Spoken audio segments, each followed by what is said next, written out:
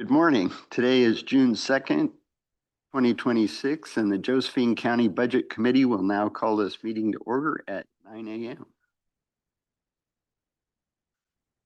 And let's see, we'll now do the conflicts of interest. Member Yetter? I have none. Member Collins? I have none. Member Martin? I have none. Member Smith? No conflicts, thanks. Member Kirby? None. And I have no conflicts. And at this time, we will turn it over to the budget officer for a brief discussion. Thank you. Good morning, Budget Committee. Great to be here. We're on the 5th meeting of our budget presentations, and I have a few follow-up answers or things to note that are in your packet that I gave you this morning. The top one, again, I don't think this is necessarily something that we're going to deal with in the Budget Committee, but the top one was a question within the context of the Budget Committee, and that is, how do you establish and get rid of reserve funds? So meaning the property reserve or the equipment reserve or any of those reserve funds that we have. So this little memo gives you the rules on that. The next page, we had a request to provide an index for the relationship among the funds within the budget book. So you can see there how we've listed the funds: Fund 10, General Fund, Fund 11, Public Works, Fund 12, Law Enforcement, and then underneath those, the various programs or other funds in some cases that fall within the purview of that particular program. For example, Public Works not only has Fund 11 Public Works, but also has Fund 41 Fleet, Fund 35 North Valley Industrial Park, and so on. So that's a handy and a index and a good suggestion, and I hope we continue to put that make it a permanent part of the budget book. The next page is just clarification on the personnel section. It's page 3 in the personnel tab of your budget book, and it just relabels the budgeted FTE graph to make it more clear. We had it kind of in something that made sense to us accountants, but did not necessarily make sense to the public. So we relabeled that to show the county total, the general fund total, and then the combined law enforcement, sheriff, jail total of FTE year by year for the past 10 years. The next and the remaining balance of the packet are things that our legal counsel, Wally Hicks, passed along to me and asked me to pass along to the Budget Committee. The first item is a reminder that if you'll see it's from Westlaw, 2025 Oregon laws, and the pertinent part is in blue on the back of that copy, and it simply says that it allows the Board of County Commissioners to vote on a budget, even though the budget may contain an increase in their salary. In other words, the potential conflict of interest, but they say you can go ahead and vote on a budget and debate the budget and vote on the budget, even though it may contain an requested increase for the elected official salary. Very wise of the legislature to do that. The next one is a Budget Committee follow-up, and it just shows you the cost of the AI portion of Westlaw, that is the law library that is available to the public and that is also used by legal counsel and the DA.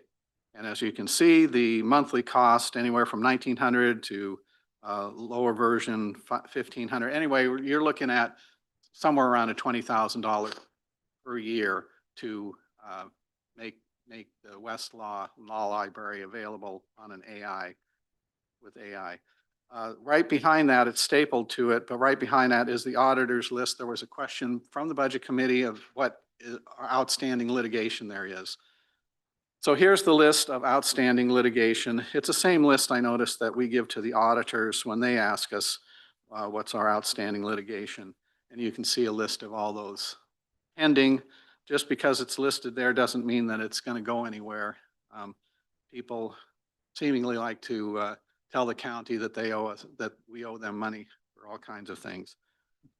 And then the final attachment is a memorandum from legal counsel regarding advisory boards and public meeting law. You may have already received this packet as a member of the board of the budget committee. But if you're new to the budget committee, maybe you haven't seen it yet. So if you already know about it and already have a packet, you can pass that along to your family and friends. And that is the follow-up for everything that I've have so far. Any questions on that? All right. Okay, thank you. And at this point, we will have a department presentation for the sheriff. Morning, Commissioners. Good morning, members of the committee. Chair, would it be kind of a constitutional, well, I am a constitutional sheriff. Would it be too much to ask if we could start off this brief with my law enforcement partners with the Pledge of Allegiance? No, certainly. At this point, we will do the Pledge of Allegiance. Pledge allegiance to the flag of the United States of America, to the republic for which it stands, one nation, under God, indivisible, with liberty and justice for all. Thank you, members, for entertaining that. I'm not to kill you with PowerPoint today, but we'll move into that.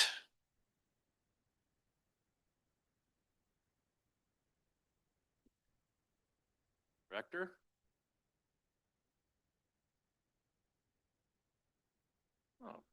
Oh, there's my clicker. I will hopefully get this right. Sheriff's Office divisions, many different funding streams for all these different divisions: adult jail, animal control administration, search and rescue, civil records, dispatch patrol, Marine, Josephine marijuana enforcement team, evidence, and court security that we're responsible for. The adult jail budget request is going to be just a little over $10.5 million. It's what it takes to incarcerate and hold up to 185 people in the jail. With Senate Bill 48, we're averaging about 155 right now, down from what previously we had, but that was our friends up north that are deciding to let some people go. The jail juvenile levy is our primary source of our revenue. There's really no significant changes to our budget other than last year, other than the reduction in expected U.S. Marshal holds, the bed rentals. The federal courthouse in Medford shut down or is shutting down. And I think that's had a huge impact on some revenue stream for our sheriff's office, but not catastrophic. Our goal is to improve efficiency, transparency, and public engagement. Multiple self-service options for citizens to communicate and support the adults in custody.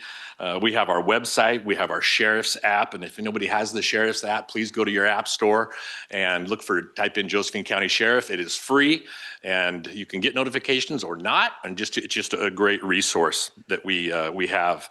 And we have lobby kiosks also that are free for use for our citizens. Deposit funds for commissary, calls, messaging, video visits, bail, reduced phone inquiries, inmate inquiry lookup, custody status, charges, arresting agency, bail information that is very much available. Clear online guidance for visitation, mail, and adult in custody services. We also provide with the district attorney's office victim support, as well as parole and probation victim support, for free victim notification system, automatic alerts for release. I guess I should probably keep up with my own slide. Let's go to the next one. Long-term financial sustainability. Funding primarily from a 5-year levy, which expires in 2027. And we're talking about the jail levy, which is coming up. It's coming to a theater near you. Probably see it in November or something in that arena.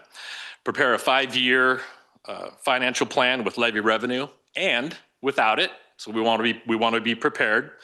And then monthly reports, which we do in all of our esteemed executive administrative assistant does in all of our different divisions within the sheriff's office.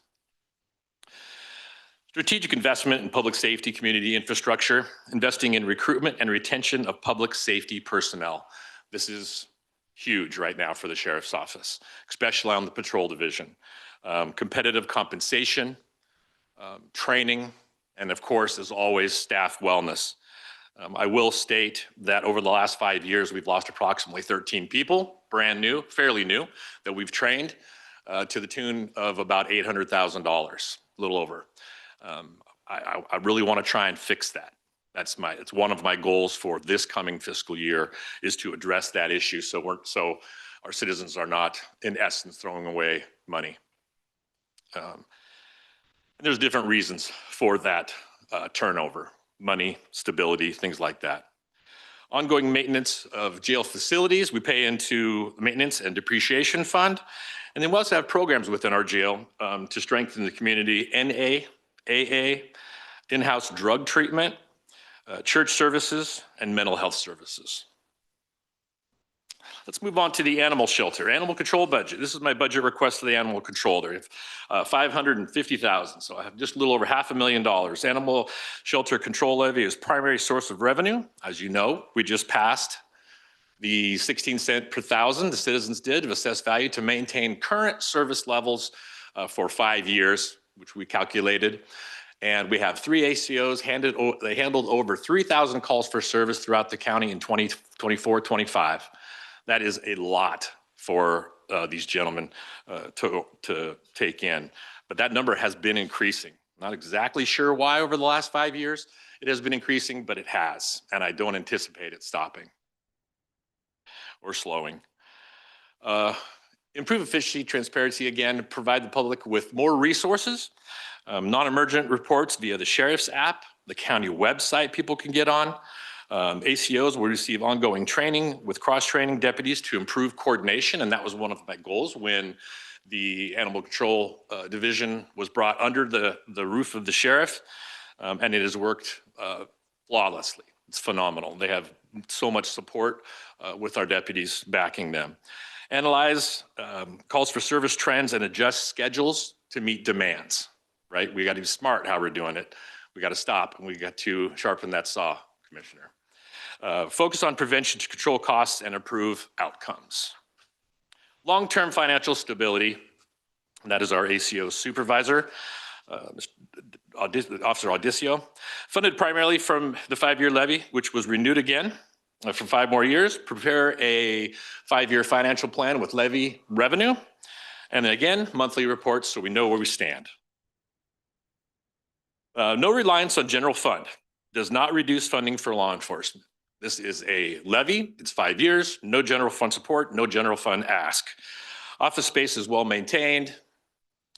No major capital improvements. Annual funding set aside for future vehicle replacements, but as it stands right now, we're looking pretty good for this upcoming year. I don't anticipate any of that, but we do set it aside to make sure that when the time comes, we're ready. All right. Now I'm going to get into the meat and potatoes of this presentation. Please take note of that graph. What we have here is the historic overall general fund support coming to the sheriff's office.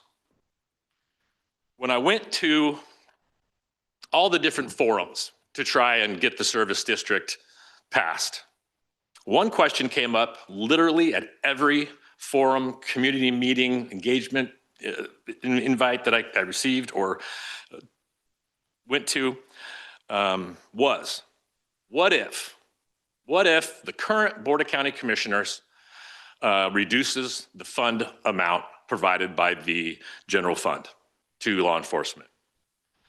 And I said, well, quite frankly, I can't control that, but I'm going to fight like hell to try and maintain that level of support. Well, here I am, and this is my version of fighting like hell.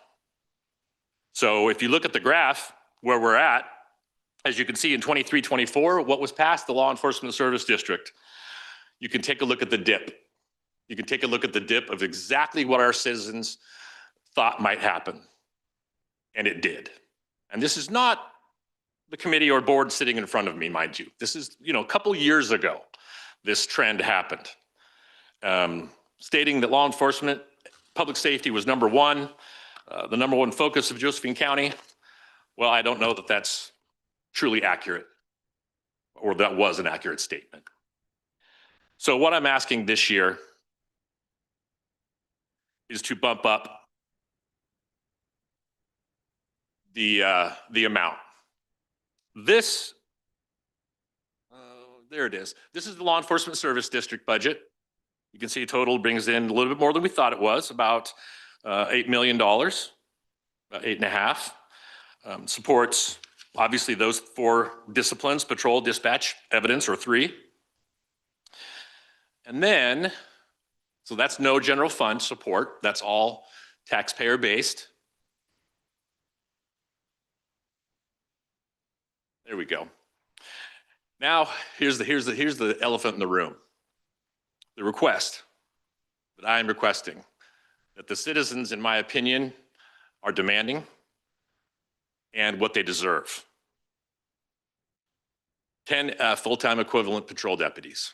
Could be detectives in there, could be patrol deputies, several different options there. That'll be up to, well, ultimately me and my office, how we run that. The ask, though, is about $3 million. That's what it's going to take, in my opinion, to get us back to the historic level that we were at. So we have the $2 million going in. We have another $3 million ask.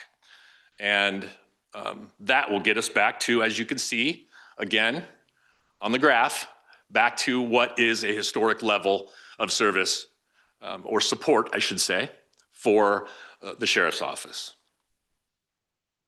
Now, in those 10, it is my intent to address the wage, salaries of the individuals.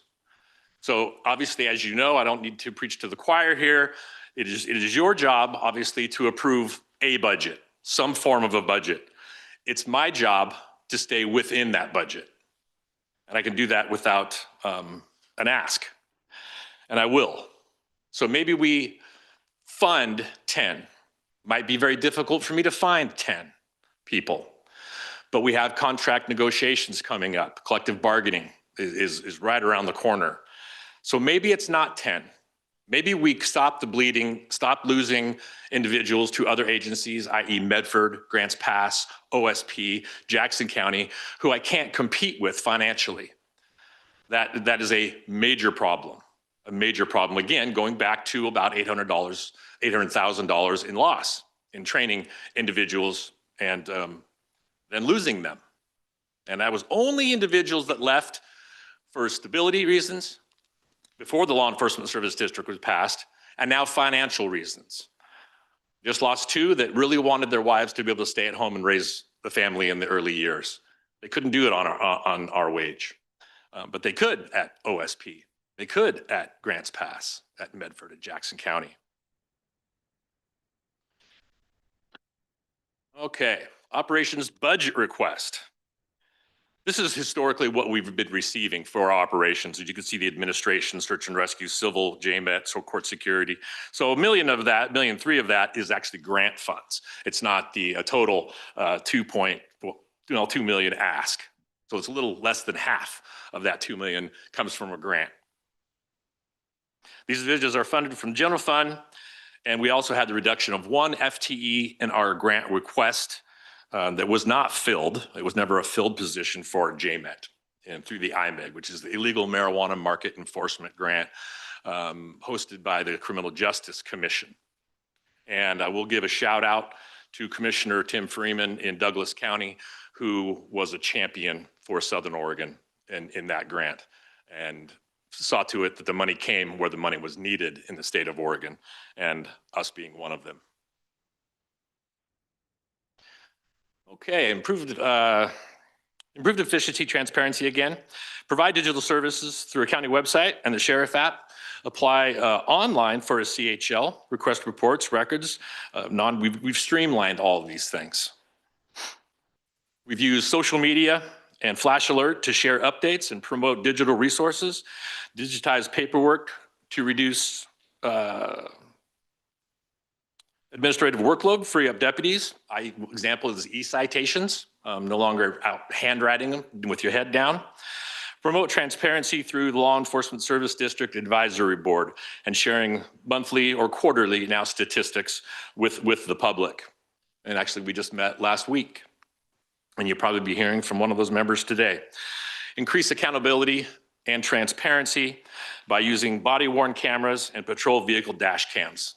We didn't have body cams for a long time. I was kind of testing the water, the temperature of the water to see how that was playing out across the United States, and finally said, this is working, let's do this. And it has been very beneficial for many, many reasons. Strengthen community engagement through town halls, community policing, partnerships with schools. We have 2 school resource deputies now, not just one. The Three Rivers School District pays for 1, and the Sheriff's Office pays for 1 in partnership with them. And as you've probably have heard with some of the recent phone calls coming in there, it's been very effective and they're very much appreciated. And I have every intention of continuing that cooperative agreement.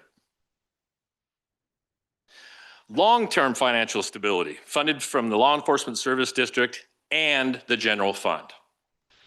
Prepare a 5-year financial plan, work with county leadership to maintain stable, predictable funding,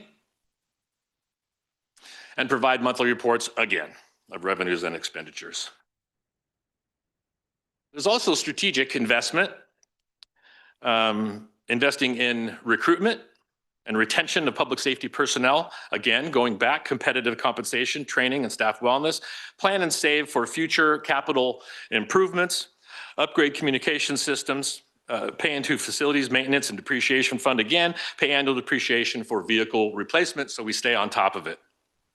Maintaining funding from Three Rivers School District, Oregon State Marine Board, BLM, U.S. Forest Service, and Criminal Justice Commission to provide enhanced public safety throughout the county. Again, there are so many baskets that we draw from in law enforcement here at for the Sheriff's Office. So it's not all just on that 58 cents per thousand the taxpayers pay.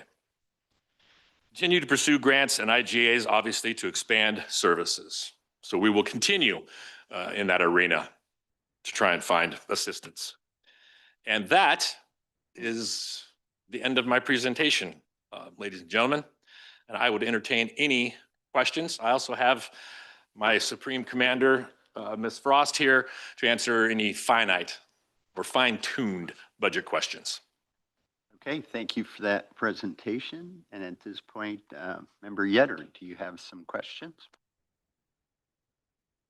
Spent a good chunk of time yesterday reading the budget book, and I would just like some clarification from a person who lives here about all of the between the differences with the juvenile corrections and also the adult. So I took some notes. It looks like in juvenile, it's got 2 funds. Is that correct? To what? The payment for it is via 2 funds, the law enforcement and the jail levy. Yeah, shelter and detention.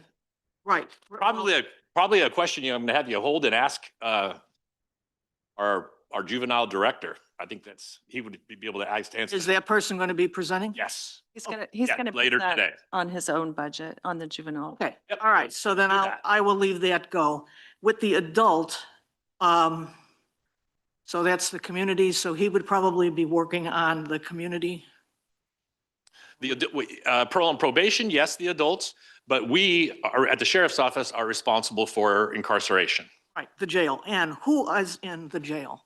Who is in the jail? Yeah, are these, from my memory of being in county government, is that it's short sentences, Oh, under a year, waiting for trial. correct. Anything else?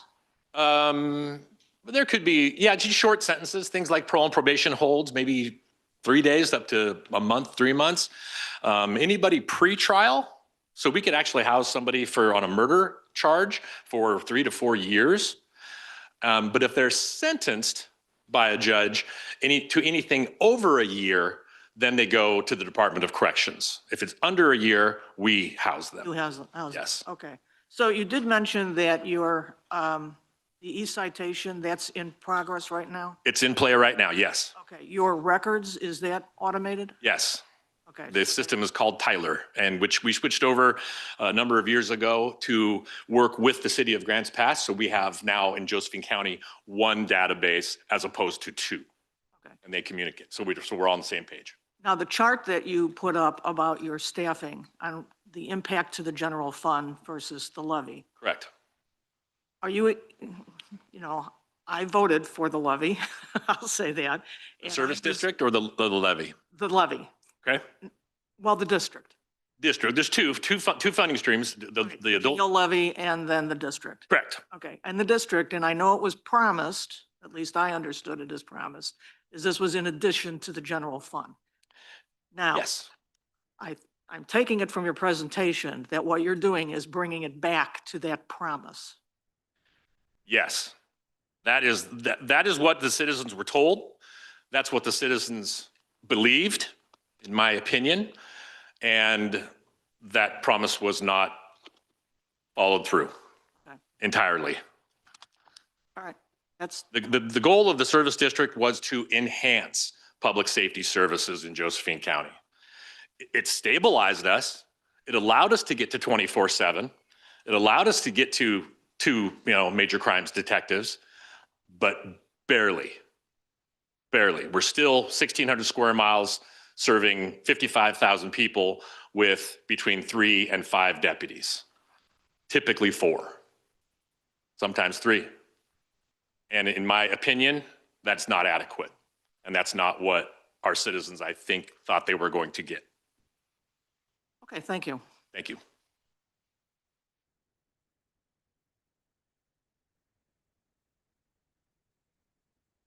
Member Collins? Just, I guess some clarification, Sheriff, if you can. Yes, sir. I'm just, so you know, I'm in support of whatever we can do to help you maintain public safety. I truly believe that. But I do have a concern when you ask for 10 new deputies for $3 million and then come right out and say, well, the money might be spent in contract negotiations, so there would be maybe no new deputies? No, Or 2 absolutely not. deputies? No new deputies. There's always a buffer there, right? If I can fund whatever contract negotiations with, the vacancy of 2 of those 10, I will do that because it's my responsibility to stay within my budget. So, but again, there's the 800,000 that we lost. So I have to remain competitive. And in my opinion, right now, we're not. I'm all for a competitive wage for your Yeah. people, trust me, 100% on your side there. But it would be nice if when will your negotiations start? Do you know? Well, they should have actually already started. We switched firms. We, being Josephine County, switched our law enforcement our legal firm that does that. So I honestly don't know the answer to that, but it is coming to a theater near us very soon, I do believe. Okay. So I wish I had that, and that's a great question. So I wish I had that answer for you. It would make my presentation much, much easier. So, but I'm telling you, if it's 2 bodies that need to not be hired to fill that, then it will be 2. If it's 3, it'll be 3. I'm trying to anticipate not more than that. But with the addition of at least even 1 new deputy to each team, because we run 4 teams, and maybe 1 more detective, maybe another detective into our hard drug, the raid team, which we have not been a part of, is a possibility. So there's different moving parts in there. I wish I could tell you a firm answer on that, sir. I can't. I appreciate it. I think I don't know if, the public in general, if we approve the budget and they think they're going to get 10 and end up with 6, I mean, you've explained it. I understand that. But it might be something you'd have to explain Yes. at many of these presentations that you do is all. Yes, yes, and I'm more than willing to do that, but that is a possibility, and I state that publicly right now. I appreciate that. Thank you. Member Martin? So I don't really have any questions, but I just wanted to relate. My preference is to retain, to really work hard on that retention piece for your deputies, because that's almost $1 million that we've spent in 5 years. and yes, losing deputies. And I think that's really, really important to us.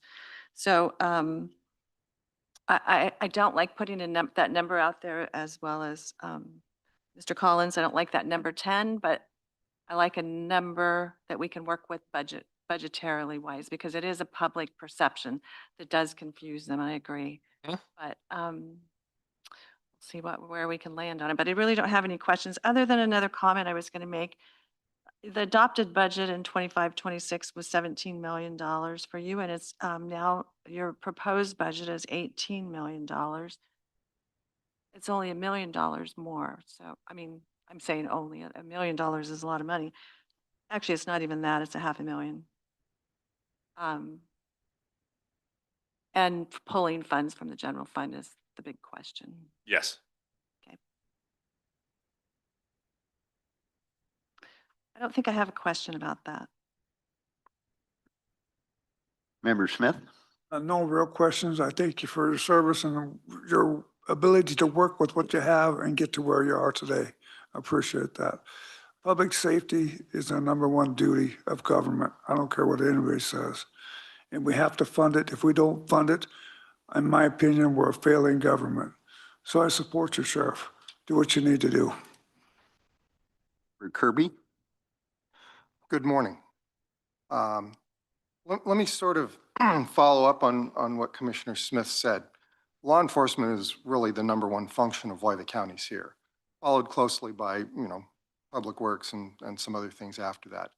I really believe in what you're doing, and I want to make sure that you get the money you need to make that happen and keep the public safe. With that said, I do have a couple of questions, and primarily, I have some confusion, and I'm hoping you can help me clear it up. Yes, sir. You had a great presentation, lots of very informative slides. Where I'm challenged is a lot of the information presented appears to be broken up differently than the data that's in the book. So I'm kind of confused and lost a little bit there. Okay. So if I might just kind of dive in a tad and look into this. You're asking for more additional officers. Are those built into the budget that we were presented in the No. book? Or is that on top of these? That would be on top. That would be my budget request on top Okay. of what's already built in. Okay, because that's part of the confusion. When I look at the report we were given, the Schedule D report for May 19th says you have 91.5 FTEs. Your budget is 102. So you're asking for more on top of the 102, correct? Yes. Fair enough. I just wanted some clarification from the boss. Well, I just want to know, if we're approving something, what is it we're being asked to do, right? Yes, it would be in addition. I think Budget Officer O'Hare, there is a little confusion about that. Are we really talking 10 more than the 102?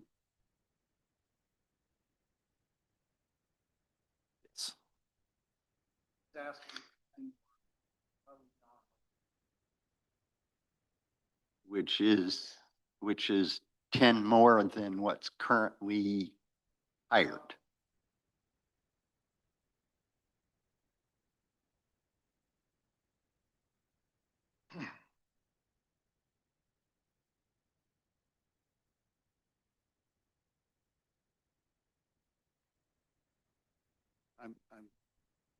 It is broken up in a bit. So in Fund 12, the sheriff has 16 in administrative civil records, 38 in patrol dispatch. So somebody do the math for me. And then in Fund 17, adult jail, you have 44. So those three numbers. Oh, animal control, sure. Which is another what? 3. 3? You got the math there? Yeah, well, never mind. Okay. Okay. Then what am I missing? But I think the point is what the point is taken from Member Kirby is that it's broken up into pieces. So it's hard to follow the budget book versus a slide that Mhm. combines Yes. all the pieces together. Right. But what I'm saying is I would trust his numbers, Aurora's numbers of saying if we've got 102. 102.5, that's what the combined total is going to be based on the book. And then the 10 that he's asking for is above and beyond what's in the book. Does that help? Is exactly the answer. So, okay, great. So yeah, there's a big difference between 91.5 and 112.5. So that's why I'm 102.5. trying to, well, I wasn't sure what we're being asked to approve. Because the budget book says 102.5, but you're asking for 10 more on top of that. Was it 91?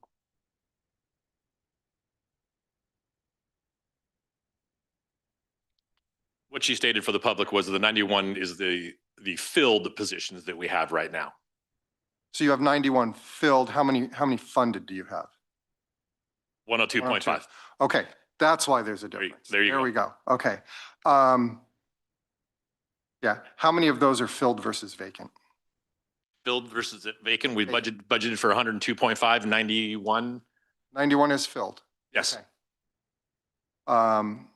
that's part of the recruitment part of it that's difficult. Exactly. That happens, and really that's a nationwide trend, sir. It's not just a local problem. We have a different generation. Okay. Again, I want to make sure you have enough resources to, you know, do your job, do it well, you know, public gets the safety that they're looking for. So I'm going to refer back to, you've got two levies. You've got the law enforcement. What's law enforcement? Service district, correct? Got to say it right. And that was originally intended to fund some very specific things, 20 deputies, 6.5 911 operators, and 1.5 people in evidence. Does that show up in a single fund by itself or in a single report in the book here by itself? And where I'm going is I want to just make sure that we see that that covers those, but there's probably been some creep since this was passed, and you probably need more money than you're getting from that to fill this. To fill my request, yes. Okay. I'm asking, So that's what I'm trying to figure out. So where does that show up and how can I see what that shortfall is that needs to be funded from the general fund? Would that be on the bar graph? Is that patrol dispatch evidence? Yeah.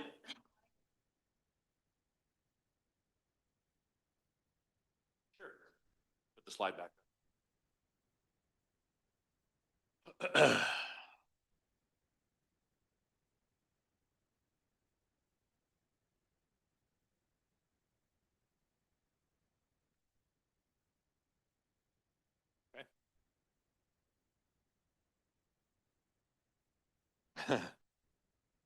Or let you know which one to stop on.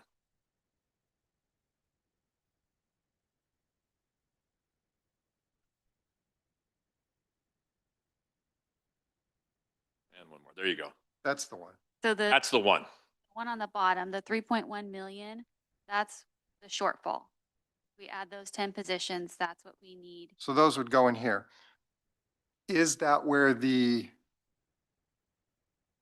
law enforcement service district funding goes? It No. goes in its own fund, Fund 89, and we budget for all of that to go in Fund 12. All of it goes into Fund 12. Okay. So this is more FTEs than was in that service district. Yes, So there's other funding going in to backfill that. yes. Is there any way to tell from the information I've been provided how much the cost of those FTEs from the service district have crept beyond what is coming in from the service district? I don't think we have that. I don't think we have that number. I know that we're still hiring. Right, We're still looking for bodies based upon the service district vacancies. correct, because it says you're supposed to fund a certain number of individuals. Yes. Um, And that money, and those funds are fixed into that patrol dispatch correct, evidence. correct, And it rolls over. correct. So let me ask it a different, let's see if we can back into pieces of it. How much revenue is being generated annually from that service district ballpark? 8,628,000. No? No, it's 82.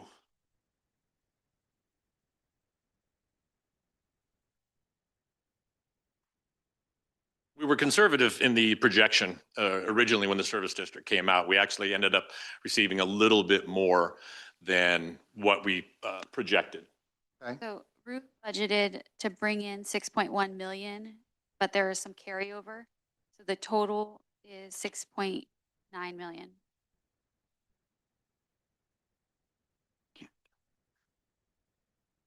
yeah, okay, but that's not revenue. It generates 6.1 million a year ballpark.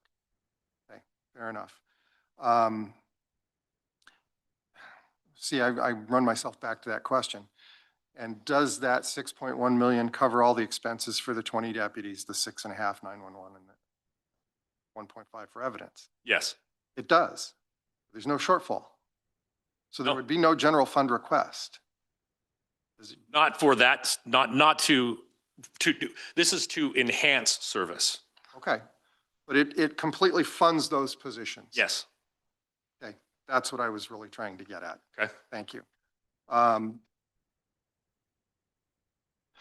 So if we go to the, please do. Please do, please do. Sheriff, so so it funds those positions at 100% that he mentioned, right? Yes. The district. And in doing that, through the contract negotiations, I think what Mark's trying to get to is that the costs creep up for the deputies, right? They get a yearly increase in salary, expenses go up. So when you hire somebody, do you bring them into that fund and push the higher range salary deputy out of that fund into the general fund? So that way you can maintain the cost of those deputies? I think it's kind of 6 to 1, half a dozen the difference. I don't, I mean, money's money, right? You have a set amount for the law enforcement service district, and then you have a set amount of general fund support. Whether that pays at the bottom or pays at the top, the number's going to be the same at the end of the day. Well, if you took all your highest paid deputies and tried to fund them out of that service district fund, it probably wouldn't cover them. But if you keep the lower salaried deputies down there, it probably does cover them. Could, Is all I'm saying. Yeah, it could. is It could. There'd It be a could. way to maintain that number at 100% funding by doing that, I think. right. Thank you. Oh, you're great. Thank you. So if we go look at the jail levy, okay, because I'm trying to make sense of all of this, Sure. that ends up in community corrections, correct? No, the jail levy is just for the incarceration part. Community corrections is a presentation you're going to receive here in a little bit. Okay. What fund does that revenue go into? Fund 17, which is for specifically the jail. Okay, it goes into 17.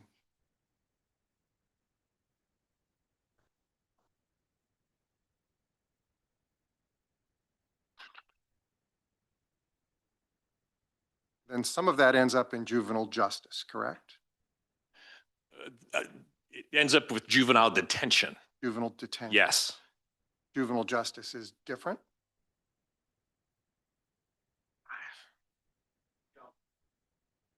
If you're confused, then you can understand why I'm. Yeah, no, I understand. I mean, I guess I watch my budget. Right. I don't know, you know, I don't want to speak to exactly what those services are for from the portion that goes to juvenile. Okay, but yeah, it says justice. I'm trying to attribute it to you and assume you have the answers, and that may not be the case.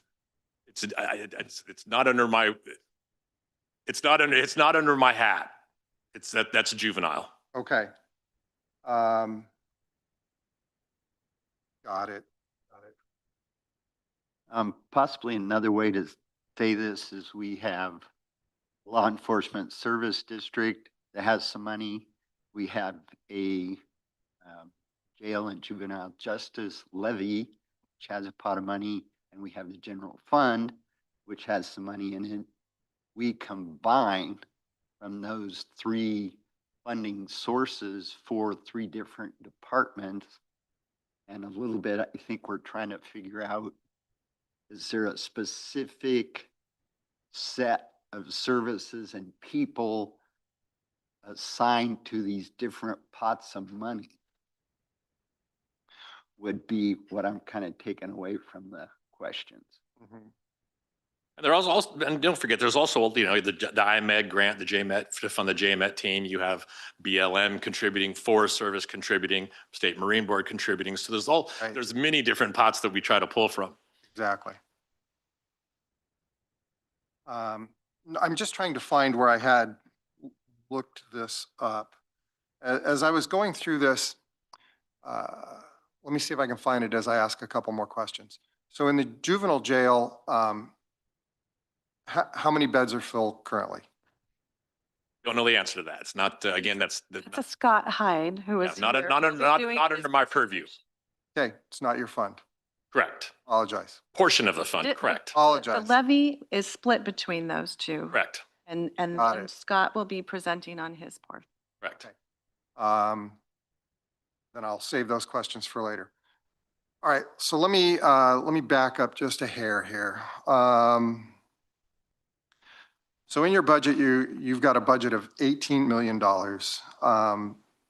I'm looking at the revenue pieces of it just because I like to know. There's resources listed, patrol dispatch evidence, 7,720,000. Okay. That question mark is the Service district, law enforcement service district. correct. Okay, but it's only 6.1 million, so there's something else in there. There's the other revenue that we bring in, so the BLM, the Three River School District, Perfect. all of that. Perfect. Okay. Then there's another line that says sheriff, not jail, refer to Fund 17, $1.4 million. I'm not sure why it says refer to Fund 17, but that's the like admin, civil records that's funded by general fund, but that's the revenue that those departments generate on their own. Got it. And then the bottom line juvenile justice is another $1.1 million. Does that? Okay, but that comes out of the jail levy? Levy, Okay, yes. there it is. Okay.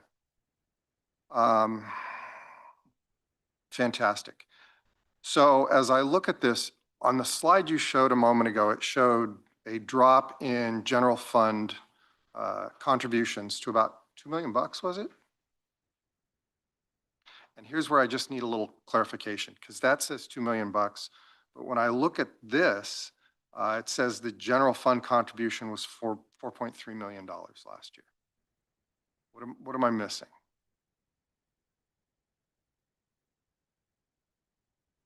That's for the whole fund, so that includes DA and juvenile justice. Okay, great. Which is all Fund 12. Okay. It's starting to make more sense now. Thank you. So this year you're asking for 6,165,000. And that's also covers Fund 12 and the DA. Same thing, right? I believe so. Yes. Okay. Fantastic. They are good questions, and it is confusing. It's just so many different moving parts. Well, I'm committed to understanding it Mhm. before I can say, yeah, this is great or no, it's not. Sure, So, certainly. you know, I'd like to at least just look through a couple of these questions. All right. How much of the ending fund balance is committed to something in the future versus how much of it is open for expenditure? That's gonna, How much of it's obligated? I believe there's only 106,000 for contingency. But that's been obligated to something, or is that still? Uh, Here's one that, probably my last question. I'm hoping you stay around though, so after I see the other presentation, maybe, you know, If you'd something like, if you'd pops. like me to, I will remain. If you're not too busy. I know you're busy. Well, I'm busy, Yeah. but this is important. All right, so a moment ago, you said you're in the works of labor negotiations. I believe you said you're using an outside law firm to do that. Is that correct? The county is doing that, yes. County is, okay, as opposed to using their own internal legal. Correct. Okay. Is there a reason for that? Labor specialist. That's a fair answer. That's kind of what I'm expecting you to say, but Well, I mean, I think the firm that is a labor firm. So obviously that's their specialty. right. I think that's the only way I can really answer that. And I know our legal counsel's slammed as well. So maybe that's, you got to outsource. Okay. Well, thank you very much. I appreciate your help here. Thank you. Okay, that's a perfect slide for me. Wait, don't move. I can do it. You don't need to if you don't want to. I have one more. That one, sir? Yep. Okay. Stay there, but we'll defer to Member Kirby for one more question. No, you go right ahead. I'm going to Okay. come back to it. So, on that slide, it shows when the community voted for the law enforcement service district. We had funding, looks like, it's hard for me to read, but it looks like 5 million-ish in 23, 24. Yes. And then we received the law enforcement service district. And you stated that the community thought the promise was to add that to the, To enhance services. right. Given that we've had significant inflation, does that really, is your budget ask this year really bring you back to what was promised during that? In my opinion, yes. How can that be with the inflation numbers we've had? I don't think it's that. I don't think I know there's inflation, but I don't think it was that catastrophic. I mean, we're still, if you add 10, you can look at the graph of what that potentially brings us back up to. And I know that's 10 more personnel potentially. Like I said, again, it could be 7, could be 8. But that's an enhancement. Okay, so what's the difference between what we have today versus what was promised when the law enforcement service district was passed? Well, just the graph itself, the general fund support base didn't go away, but was drastically reduced. So we maintained a level of service without that enhanced support. And then it certainly stabilized us in the service district, but did not necessarily, by and large, enhance the service that we had at that funding level prior to the service district. Okay. So after the service district was created, there was no enhancement of service. Not from the historic level of general fund support. No. These different pots of money really make things hard. Yes. Okay, so one thing that I hear you talk about a number of times is requests for FTE, but you don't really use them as FTE. You use them as just a way to create a budget number, which you may or may not actually fill. You use the money some other way. Just so it's clearer to people, is there another way to essentially allocate to your budget without saying we're going to add 10 FTE. Maybe that's a budget officer question, but essentially what I'm saying is instead of saying we're going to budget for 10 FTE, we'd say what we really expect to hire would be 6 FTE, but we're granting this other money for other needs within the department. Because it's somewhat confusing. No, I mean, I don't think so. I think that the money that I'm asking for is provided for the personnel services in the patrol division, including detectives division. So it's not like, I don't think it's kind of robbing Peter to pay Paul. I think it goes into that. That would be the purpose. And then the carryover, not carryover, if it is less than 10, my goal, my aim is to support those contract negotiations to get us competitive. So again, it may not be 10. I feel like we're getting hung up on a number here. The real number is $3 million, not 10, not 5, not Correct. 6. And we trust the sheriff to do what he does in his budget. He is looking out for his employees, his staff, admin staff. He's doing the best that he can out there with what he has. So I think we need to get past the number 10 and just focus on a dollar amount, because that's what we're here to do, is be fiscal, responsible, setting a budget, let him work it the way he wants to work it, and quit worrying about getting hung up on that number 10. It's just my opinion, and let him hire as he can. As he said, it's really hard to hire employees, but my focus is going to be to encourage you to do the retention piece. Keep the deputies that we train, that we have, keep them in our community. I agree that the budget amount is kind of the ask, but I also know the community is really good at counting FTE. That's why I said get rid of the number 10. Just focus on the dollar amount and let him figure out what works best for him. And that dollar amount equates to the number of personnel, obviously. Correct. Essentially, my question was, is a way to present it without tying it to the 10 FTE number. But I'll pass on that for now. The animal control officers, they aren't really in your budget. They're going to be in the animal shelter budget that's going to occur Thursday. They're in our budget. We receive a portion of that. So, I mean, technically they're in our budget, but yes, that's where the funding stream comes from, is from the animal shelter and animal control officer levy. So their budget's going to have some money from their revenue that goes to your budget. Correct. Okay, got it.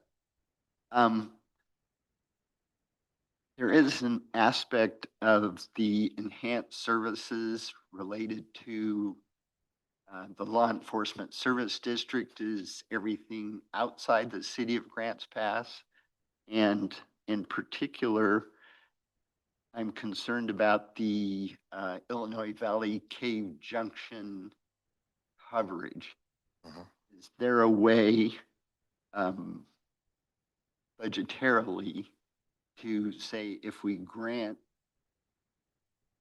this amount of extra money from the general fund, that we're getting some better coverage or a specific level of coverage for the Illinois Valley Cave Junction?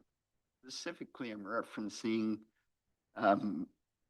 a candidate talking about law enforcement, and essentially what they said is there's no law enforcement in Cave Junction.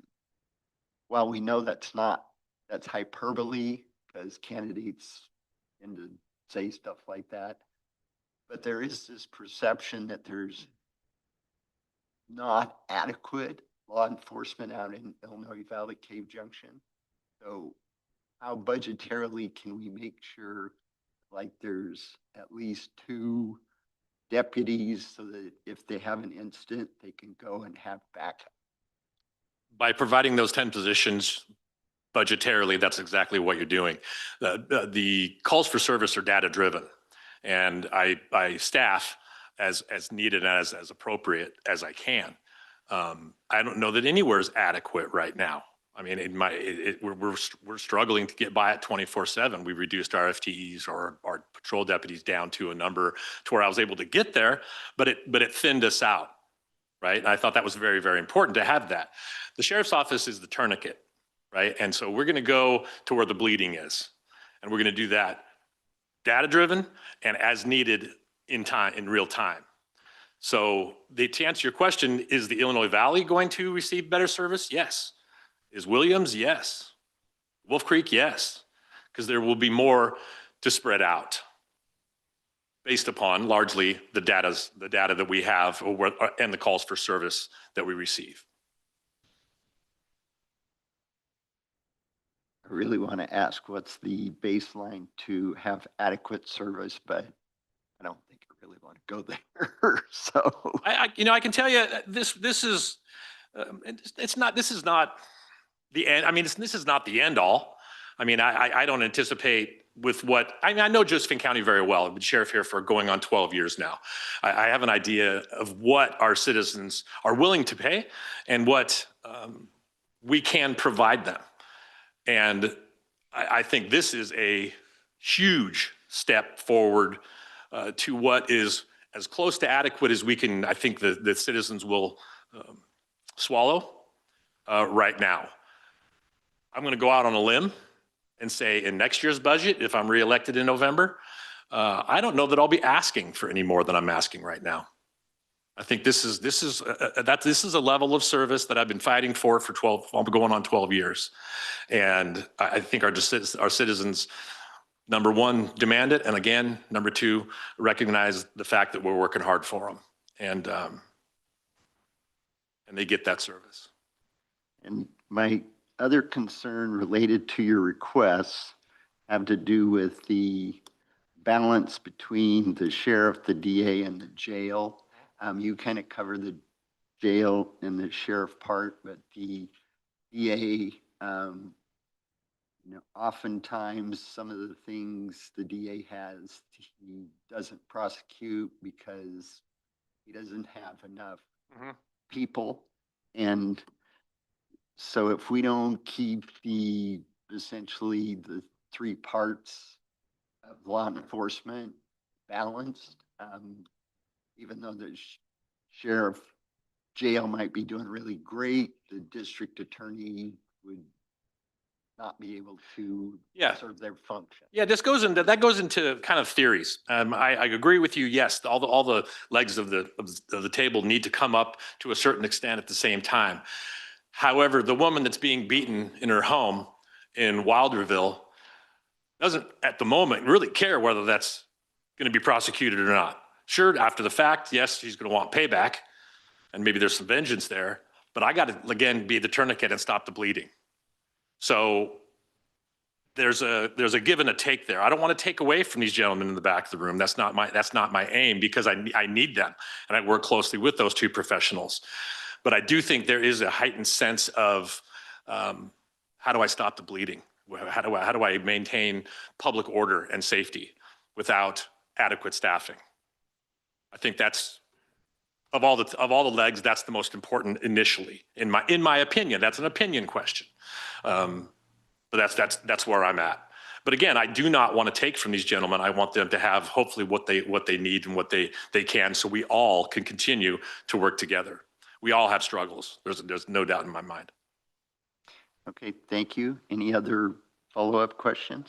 Member Collins? Member Yetter? Yeah, I just have one. In your 5-year vision, you mentioned that you're going to be restoring community policing. Yes, I would like to. Some areas. Yes. What are those areas? I divided them in 3. Illinois Valley, so basically Hayes Hill over is one, and I have a deputy out there. One is it would be from basically Grants Pass proper north to Sunny Valley, Wolf Creek, Merlin, and then south which is going to be obviously the New Hope area, Wilderville, Wilderville, Williams. We had that. It was a good program. It worked well. But with the staffing level, it was really hard to commit an individual to that type of service. So I had to draw back. Okay. Yes, that is a goal of mine to reinstate/restore that. Right now, as it stands, that's very difficult. With some additional help from the general fund, I think we can get there. Just as a person who lives in one of those areas, and right before the district was up for a vote, we had quite an uproar in our area. And I think there was a deputy that was assigned what you're talking about. He did a great job. Mhm. Probably don't believe he's with you any longer. He is, Oh, he is, okay. actually is moving to major crimes. Okay, that's terrific, but he was great.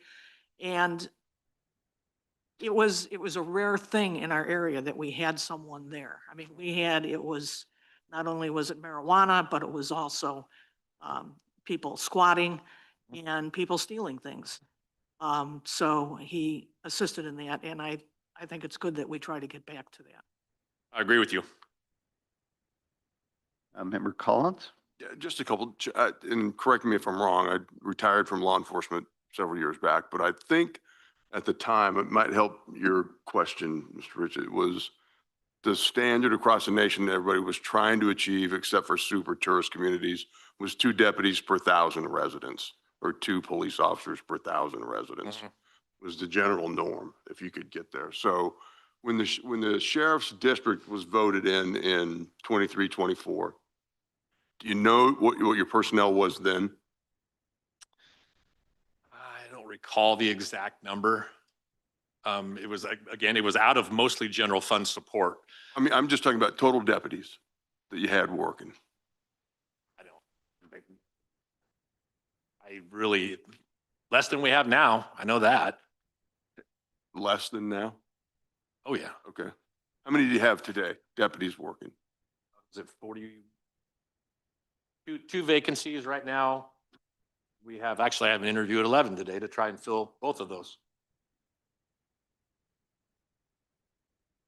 I mean, I'll tell you where I'm trying to get to, Sheriff, so maybe, Okay. maybe you can help me get there is all. Okay. I see, when the district was voted for and approved, like you said, that was for enhancement to your agency. And I believe the citizens, I was here then and voted, supported, did not anticipate that there would be less deputies or the same amount of deputies by enhancing with the district, that there'd be a growth in the department and in the service you could provide. Yeah, And- I get where you're going, and I wish I could have those exact numbers for you. I think we probably gained a couple, maybe 3, 4. But by and large, because of the lack of general fund support, it really kind of, it's It looks- stable. That's It's- right. It looks to me like the $3 million you're asking for, and I'm with you, we can take the 10 number off of it, generally gets you back to where you were when the district was approved. And so whatever gain you've had would then truly be an enhancement because the deputies would be replaced. That is absolutely correct. And so It you're would be an really- enhancement. I understand you're asking for more money. It's you can call it whatever you want, more FTEs. But really all you're trying to do is give the people back what they voted for in 23. Well stated, spot on. Thank you. I just want to thank you because, and your budget officer, you guys did a great job not increasing your budget over and above besides the ask, but you did a really good job just keeping within that with a small amount of an increase. There was something else I was going to add to that and I just left my mind. Well, I'll give you a minute or two. Okay. Member Kirby, did you have a follow-up? Let me follow up because we were handed a packet right when we sat down that had the FTEs for the last number of years, just to help Member Collins. 23, 24, law enforcement and sheriff, it shows 139. 25, 26, it also shows 139.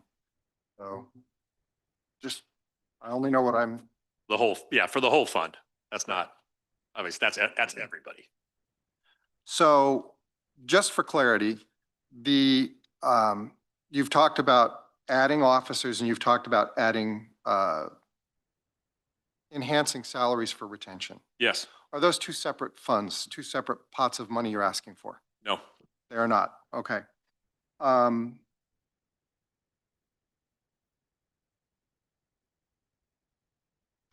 because, because of my confusion in being able to follow all the money flowing through all the different funds, I've got to look at it in a bigger picture. And if I look at Fund 12, law enforcement, the ask of the general fund is 6.1 million bucks, and then there's some money for the marijuana tax. Just to put it in perspective, the sheet we were given where you asked for the 10 deputies, yes. if I total that up, it's $2.5 million.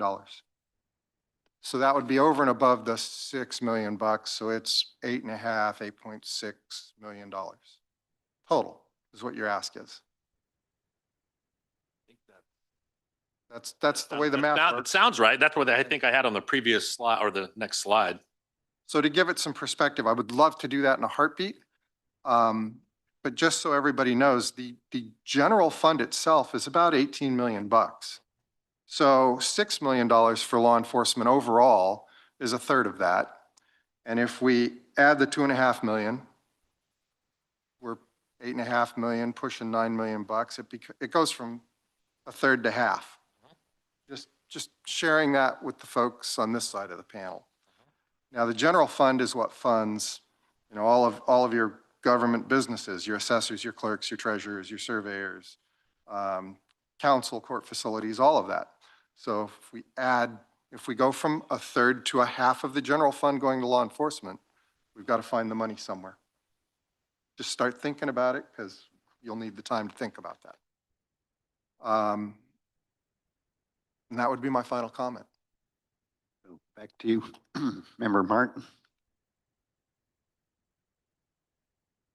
One of the things I heard from a very wise budget officer once was the people that are paying the taxes today want the service. They're expecting that service. And that's where my mind keeps going. The public wants what they're paying for. And they were told something with the district, because I remember specifically as well. They were told what they were going to have an increase in services, and that was never given to them. And that's not because of you. It was because of budgeting. And so we have to do our very best to do what we can in the budget. And I just, again, retention is so important. And our focus is not to tell him how to run his office. It's just to provide him the funds to do it. And he's going to do the best that he can. Okay. With no further questions, I think we are going to take a 5-minute recess at this point and then reconvene.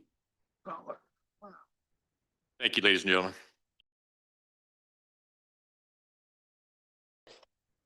I believe we've all returned. So at this point, we will continue the Budget Committee hearing. And next up is the District Attorney. Chair committee. I got a PowerPoint. We rely on them now. We don't, apparently they used to use, what are those called? Overhead projectors, but we now have these. Efficiency upgrade. So just generally, presentation's a little different because I think the only increases over last year's budget would be COLA related or digital device or digital evidence storage. That's the only increase, and our case management system went up.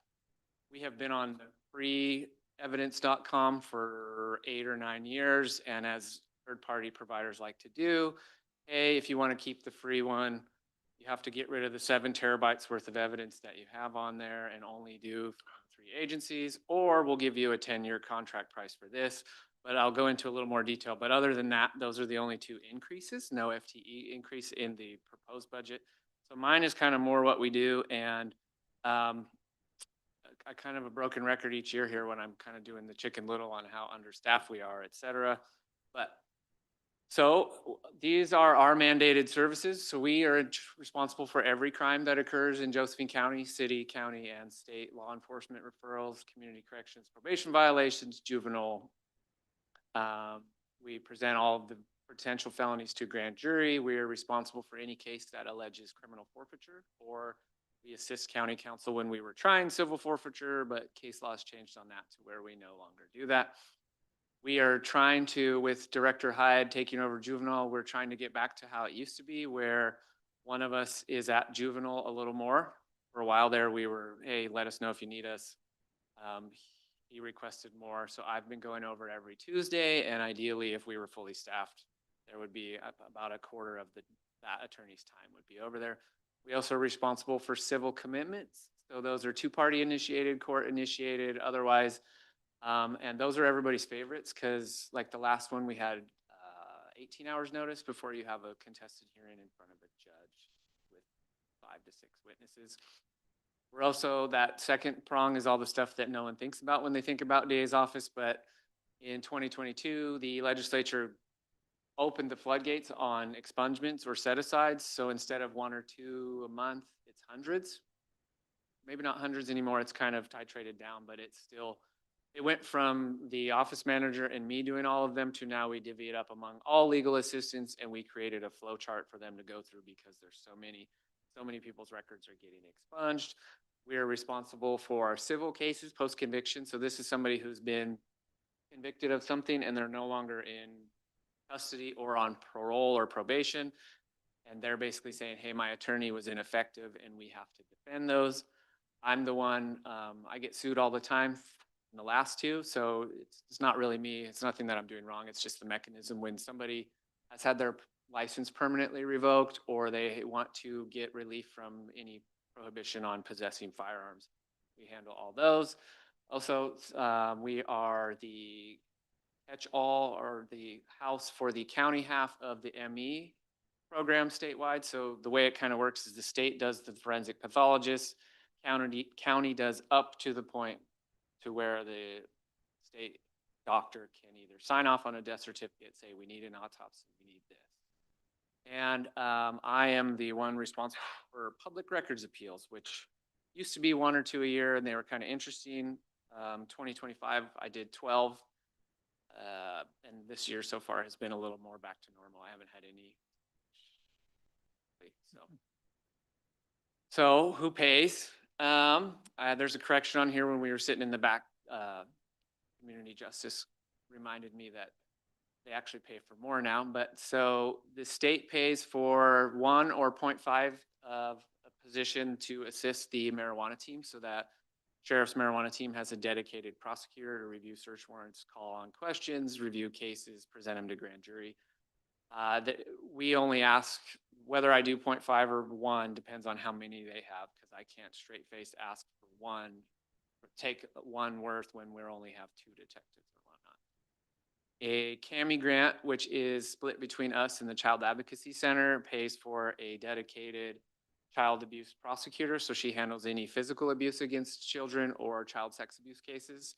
And she is assigned to the MDT team.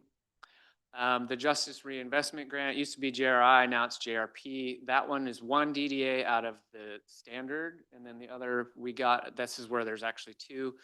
Director Hyde, because of their application, we got some of the competitive, so they're actually paying for 2 for this biennium.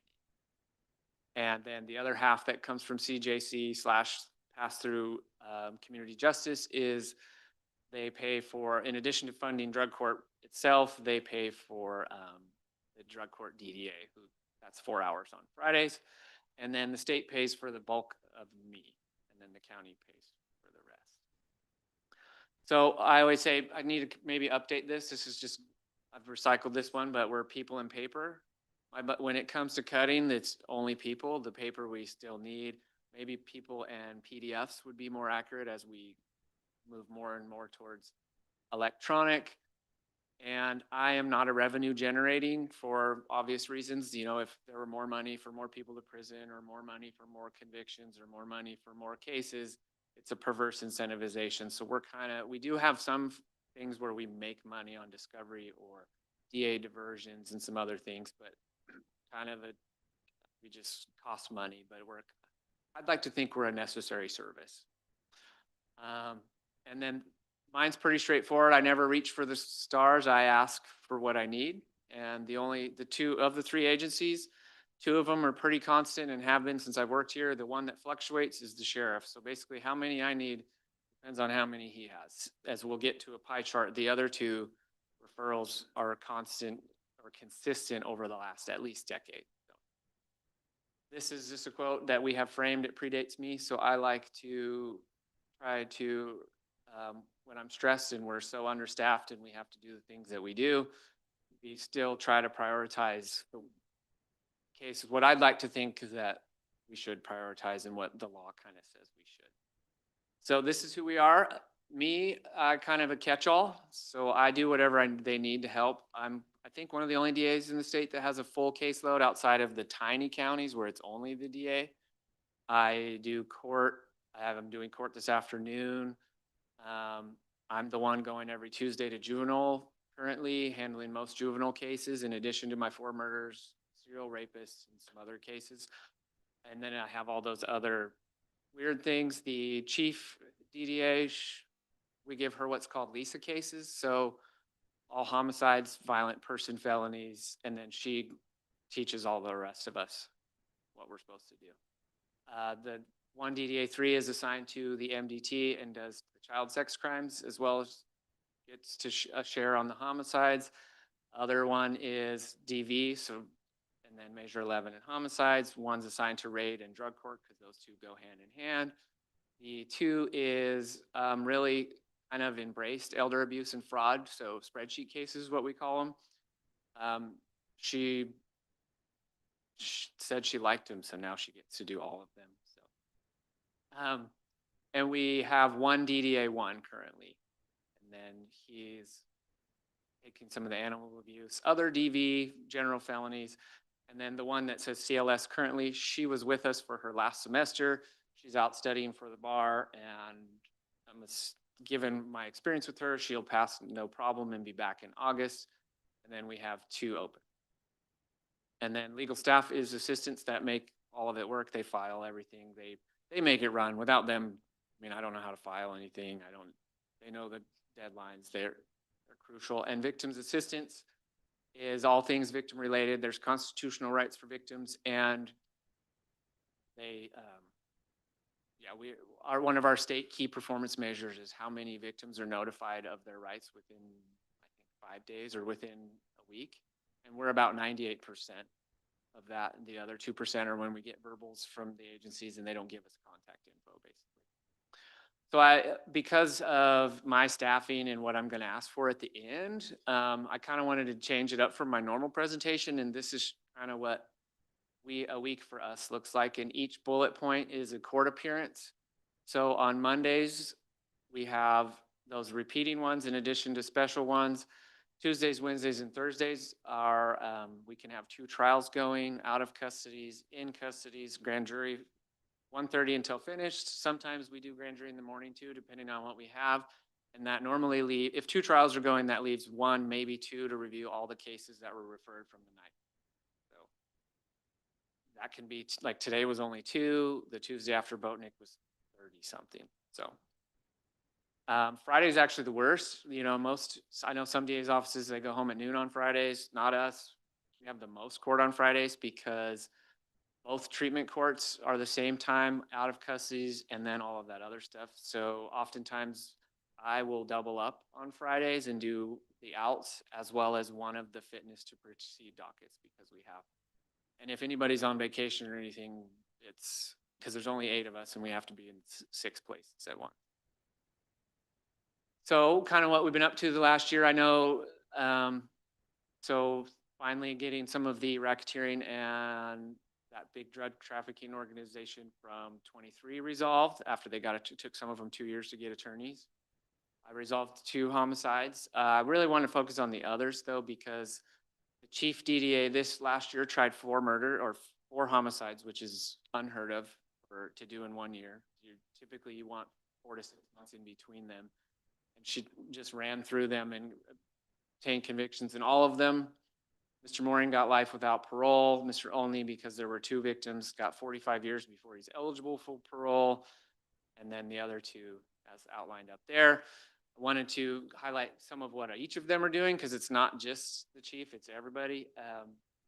That DDA 3, the one assigned to the child abuse, that case was one of the toughest since I've been here. At the conviction handled bringing that child through trial and everything, and he got 63.5 years. So. The raid DDA, in addition to the cases you've probably seen in the press release with the 90-pound seizure and some of the other stuff, got a repeat fentanyl dealer who actually brought fentanyl into the jail, 10 years. And then a gentleman who moved here to better himself and then proceeded to victimize, I think, at least 5 different people / businesses, stealing their checks, credit accounts, et cetera. He got 11 years. And then DV is actually on the rise, or it was. And so she's been having a bunch of huge domestic violence cases. And then the last one I wanted to highlight is the property prosecutor, Had Mooney, who did 12 local business burgs. So they're all burg 2s.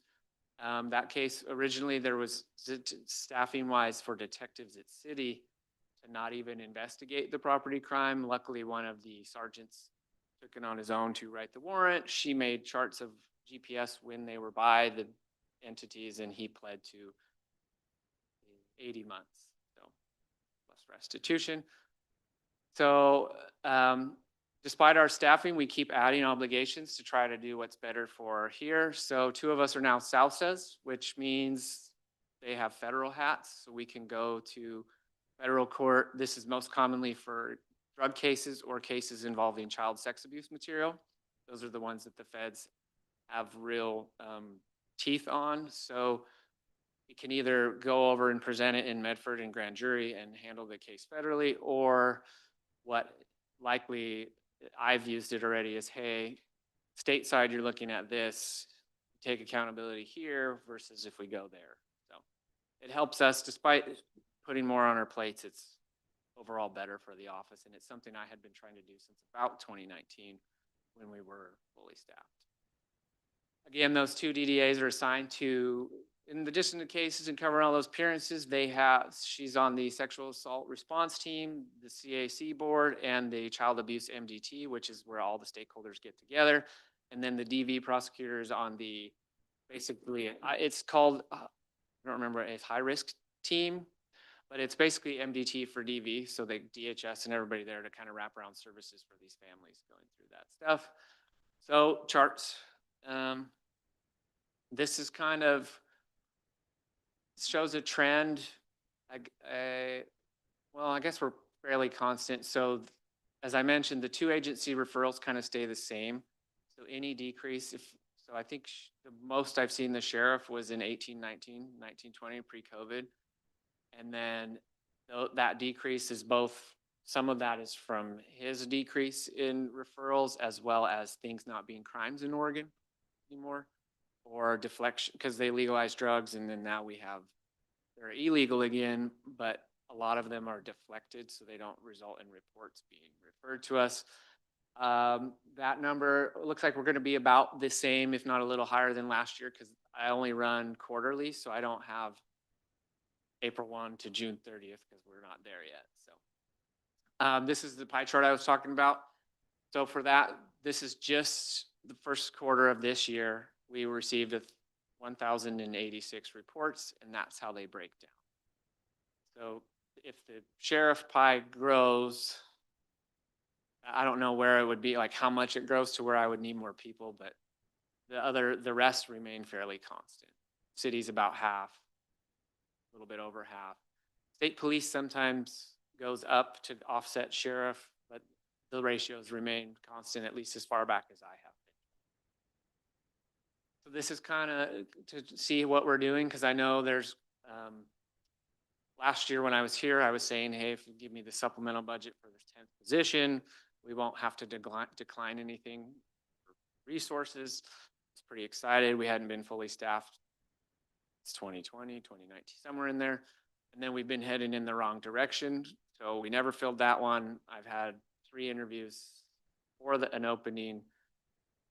2 have declined and 1's a tentative. So we're actually, I didn't fill the other one, let alone the supplemental one, because this is, but our charging remained sort of consistent. It was lower in 24 because we were actually hurting on people even more. Felonies don't really change, other than if you go back, certain things aren't felonies anymore, so that's why the number that way.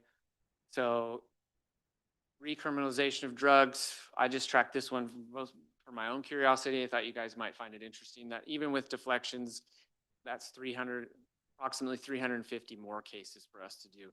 And these ones are hard because if they go to trial, there's no fine, no time. It's a whole day in court or a half day trial for nothing, basically. Like no accountability other than Director Hyde's shop, hopefully getting them engaged in treatment and whatnot. So pending homicides, we did have 22 at one point. We're down to 2, 6, 11, and that's how they break down. The court hates me and set 2 for trial this year back to back. I don't know if they really hate me, but I have 1 in September and then 1 in October, which is what it is. So the other part of our office is death investigations. This is that 146. So the medical examiner shall investigate, and then it outlines all of those. Historically, we were failing at this. There was staff leaving. Director Olson basically subsidized our Dr. Olson subsidized our county for decades. And then once the state changed things, they wouldn't let him do that anymore. And that's what led to us.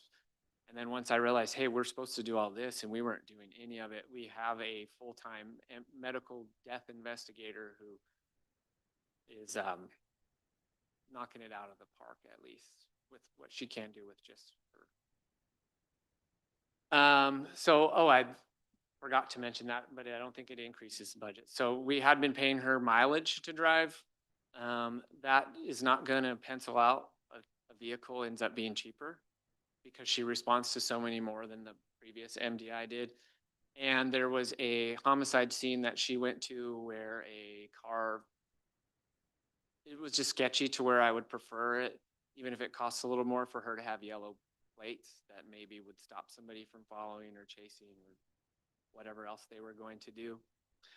And then Dr. Olson unfortunately passed away, so we don't know yet if there's going to be a dedicated ME down here. He did it for 40 some years. He's a legend. So currently one comes down from Portland once a week or once every other week or when needed.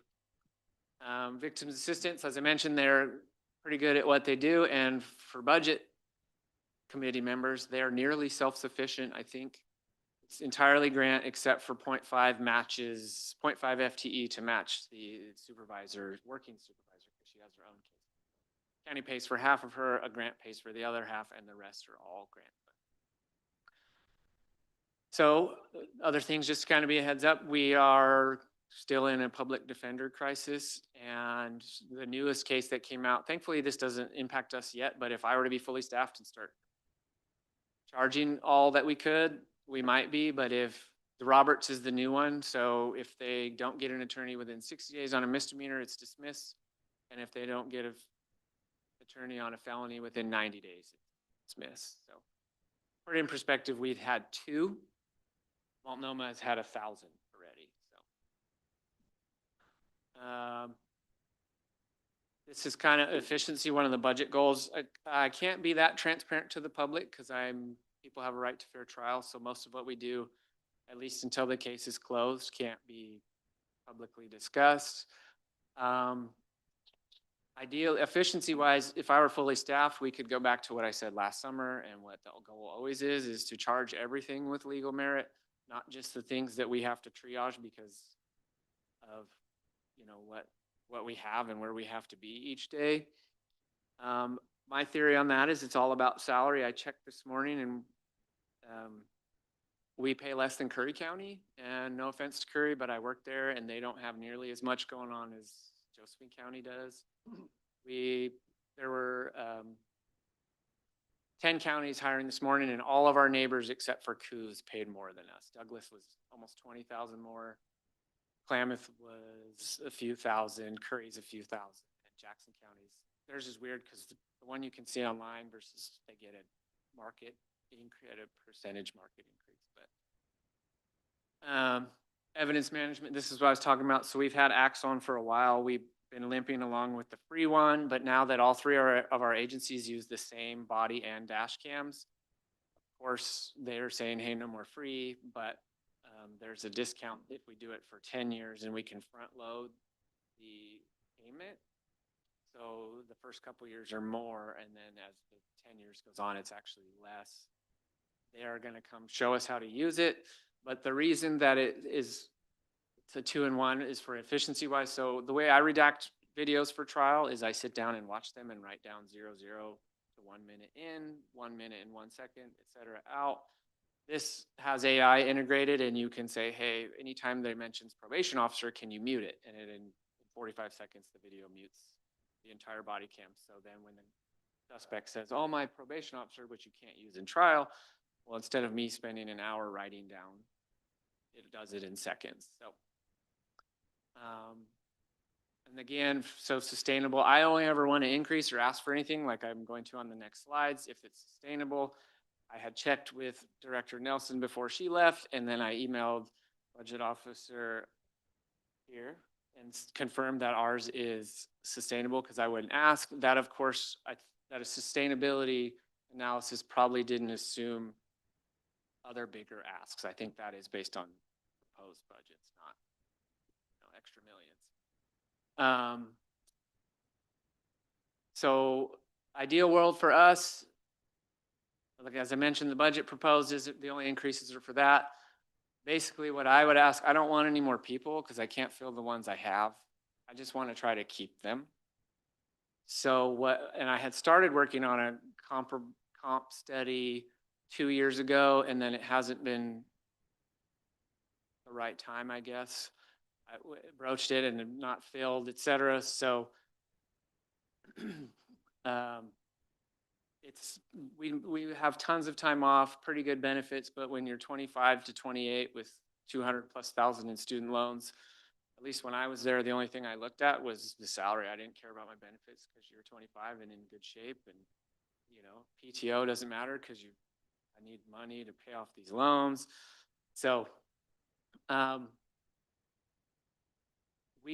so there's an ask from us for a 10% increase to DDA 1s, 2s, 3s, and the chief. That costs the county currently at about $175,000 a year. That would put us above Jackson County, closer to Douglas County, and then we'd be back ahead of Curry, which I think we should be under a comp. They're not a comp county, so they shouldn't be more than us. And again, this was confirmed sustainable. I don't want to grow. I don't want to do this for a year and then have to turn around and lay people off. That would be maybe the final straw for me staying is, hey, thank you for working really hard. Now you have to go. All the other stuff that just would be, I don't want to do that. So I would only want to do that if it's long-term sustainable. And I would rather do that than ask for more positions I can't fill since I already have 2 openings. And I think at 10, we would, if I were to fill the 2, so 10 total, we wouldn't need any more. Even if the sheriff got 20 more like he's asking, I would maybe come back in a supplemental and say, hey, they're inundating us. But I know with how long it takes them to ramp up, that might be a 27, 28 problem. And then the only other ask I had thought about is, so the MDI has to take time off. She was trying to respond to everything. I said, you can't do that. You're going to wear yourself out. And I'm her backup. So statutorily, I'm allowed to, but I haven't gone to the training. I'm not dressed to go do external exams of deceased people. I don't know how to pull toxicology from them to send to the crime lab. So in an ideal world, we were going to ask for her to have a 0.5 FTE helper. And that would let them figure out, hey, you take Saturdays, let me have Sundays, etc. And the reason 0.5 is after discussing it with her, I think they would be able to cover everything. And 0.5, again, for budget committees, that is cheaper for the county because that does not include benefits and all the other stuff. That's just salary.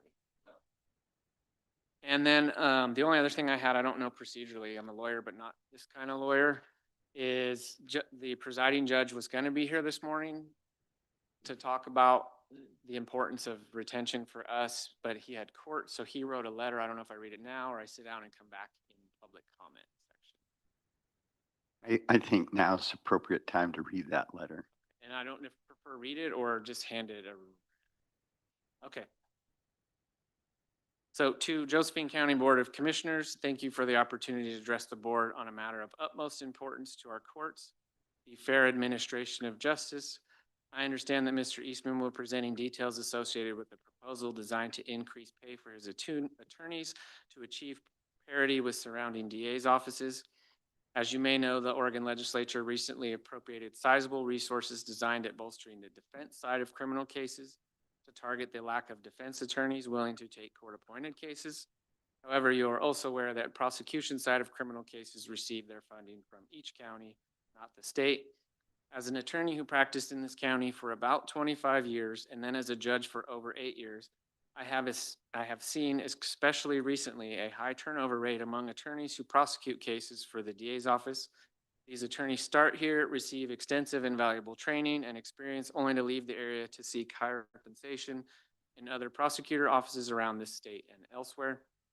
The fair administration of justice works best when there is strong advocacy on both sides of the case.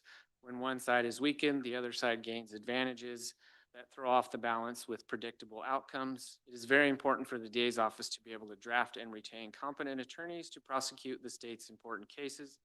The inability to retain attorneys is a public safety concern because crime victims may see that perpetrators are not held accountable for their actions and restitution is not paid.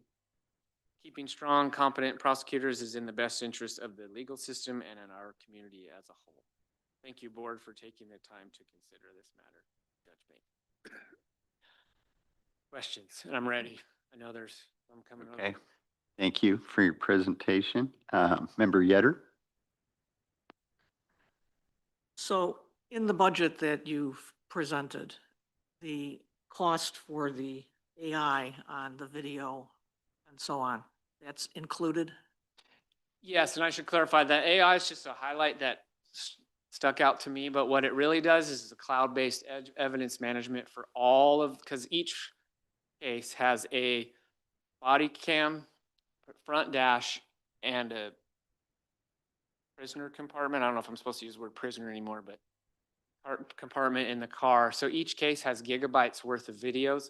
So this will host them all cloud-wise, allow us to redact them with AI like that, and then discover them to the defense. We haven't started it yet, and I'm reluctant to do so because it's not broken, don't fix it. But instead of hard copies, we would be able to email them links to download, which would then save us staff time on producing. Okay, yeah, because that would be a benefit Yes. with staff time. I noticed that in your, oh, I'm sorry, that's the wrong thing.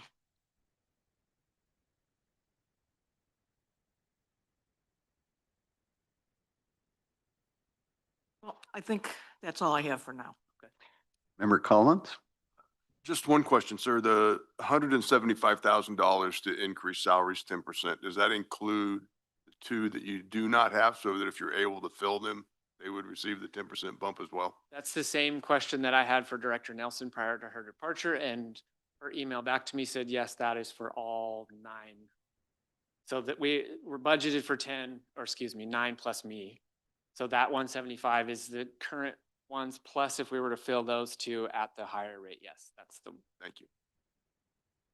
So my question is along those lines. So the 10% increase, 175,200, and the MDA 0.5, 68,000 together is 243,000. That's the ask.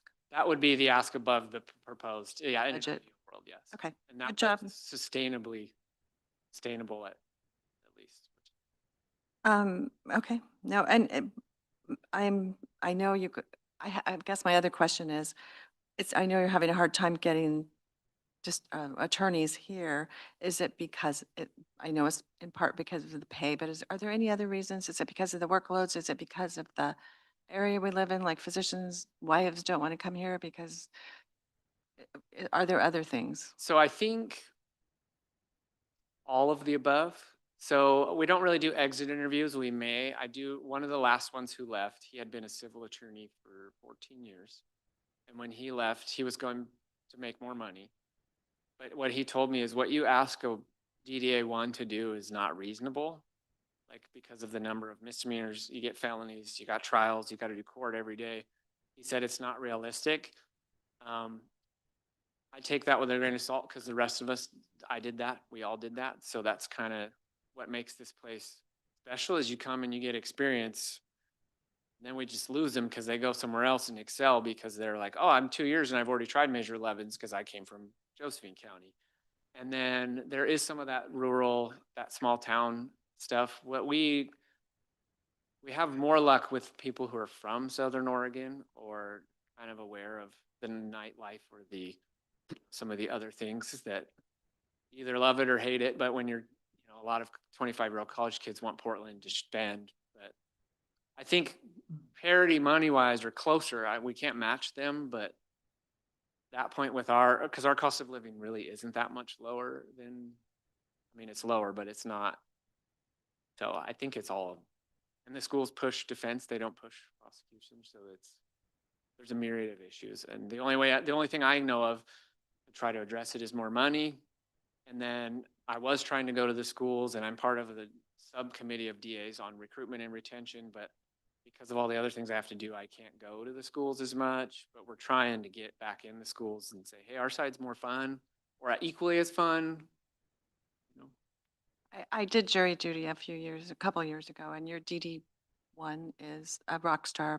Do whatever you have to do to keep her. Member Smith? Not really a question, but kind of an observation that retention within the law enforcement arena is a struggle in Josephine County simply because our wages don't compare with competing counties. Is that true? Yes.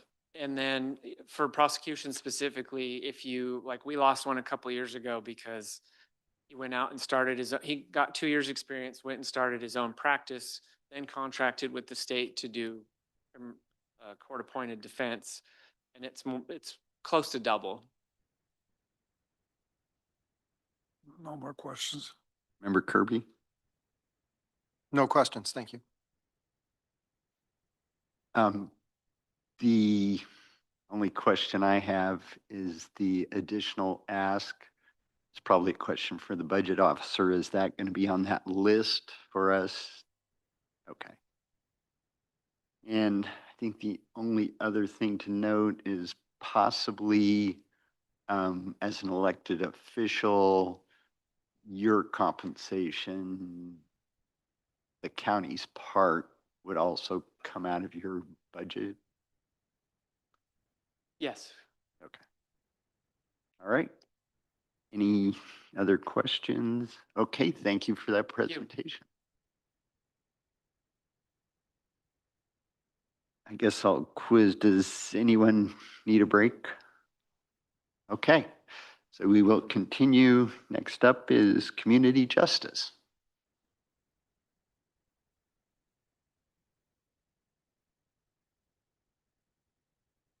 Chair, Vice Chair, and members of the committee, thank you. I'll start off by saying that generally speaking, you're going to get a status quo budget presentation from your Community Justice Department. That being said, it's going to be the first budget presentation from your newly formed Community Justice Department.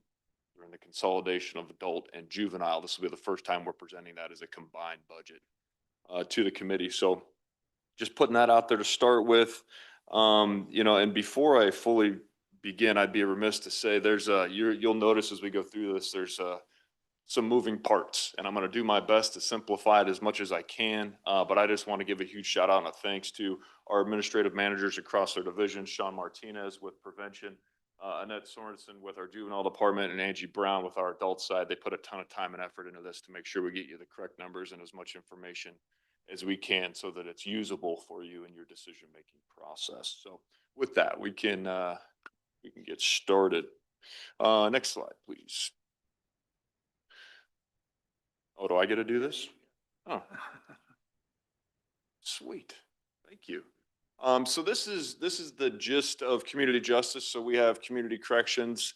Within community corrections, we have custody alternative programs, otherwise known as CAPS. That would be our work crew vans that you see out there on the highway picking up litter. That would be our home detention folks with the ankle monitoring. We also have field services, which would be our POs. We have transitional housing. We run a transitional housing program. We contract with Welcome Home Oregon to facilitate that process. It's a 28 beds now? 32 bed transitional housing program for folks coming out of prison, and easing that transition, as well as a select few folks on probation. And then we have our treatment services division that provides cognitive behavioral therapy to all of our highest risk individuals on supervision on the adult side of the house. Juvenile justice, we have court and field services, which would be our POs. We have detention, which would be the custodial program. We operate a 14-bed detention facility. We also have a residential program, and I'll kind of talk about delineate those out for you and the difference between those two as we get into this thing. And then mediation. And then our prevention and treatment services division, we have our school outreach officers, prevention outreach, and then we also serve as the mental health liaison and administer all of the pass-through dollars from the state to our local mental health provider. So we'll talk a little bit more about that here. So here's our org chart for all of community justice, 69.4 FTE. Something I'm very proud of. You guys have heard on multiple occasions in law enforcement across the country, as demonstrated by the sheriff's office currently. Retaining staff, recruiting and retaining staff to do this work is incredibly difficult. So it is with significant pride that I tell you right now, out of that 69.4 that is budgeted, we only have 4 vacancies.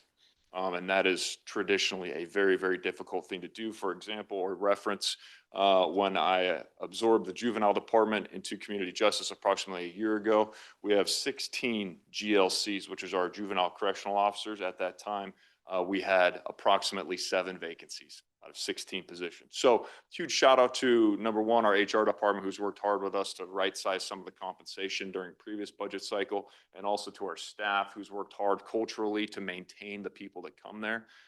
So I just wanted to point that out, that we are, I think, unique, and that's something that we've worked very, very hard on. This number does not include roughly 7 to 8 GLC fill-ins that help us staff our detention facility.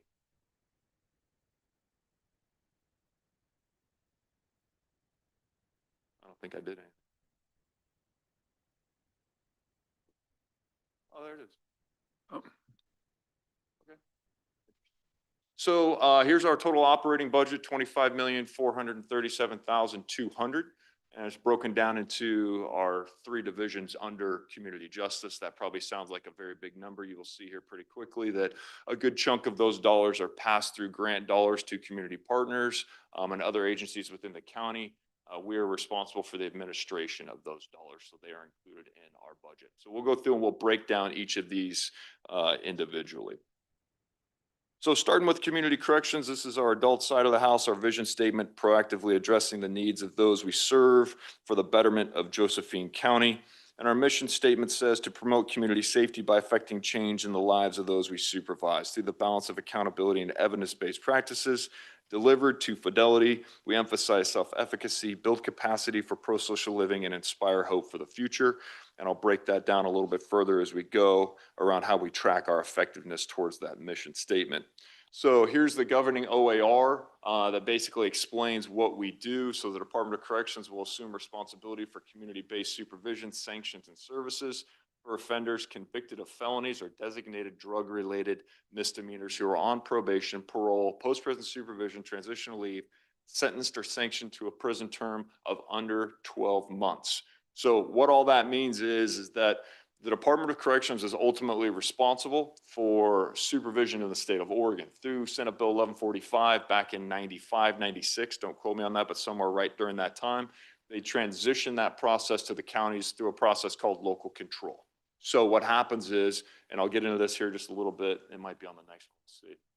So what happens is we essentially get a check from the Department of Corrections. This says this is the amount of money that you are going to get to provide supervision to the individuals in Josephine County. And we'll talk a little bit about that here as we get into a few more slides. But here's our total operating budget for community corrections. So you can see there on the left pie chart, 57% of our program revenue comes from the Department of Corrections. That is through the CCA funds that I was just explaining to you all. And then we have treatment court grants, Justice Reinvestment Grant Program, otherwise known as JRP. We have the Behavioral Health Deflection Grant, which you guys have probably heard a lot about in the news over the last couple of years through House Bill 4002. We had some beginning fund balance in there, and then we have fees, charges for services and miscellaneous revenue. And then to your right there, we have a pie chart that actually breaks down where all those revenues go and what they're spent on. So approximately 70% of our total revenues go to community corrections programming. And then, as I said before, we administer and try to pass through as much of those dollars as we can to our community partners. So you'll see 6% of that goes to the Sheriff's Department, and that funds 3.5 jail deputies and 1 control tech. And then you will also see some, and that's built in within treatment court pass-through, justice reinvestment pass-through, and deflection grant pass-through. Those dollars fund the 3.5 jail deputies and 1 control tech, and also 2.5 DDAs, as mentioned by DA Eastman previously. Move on to the next.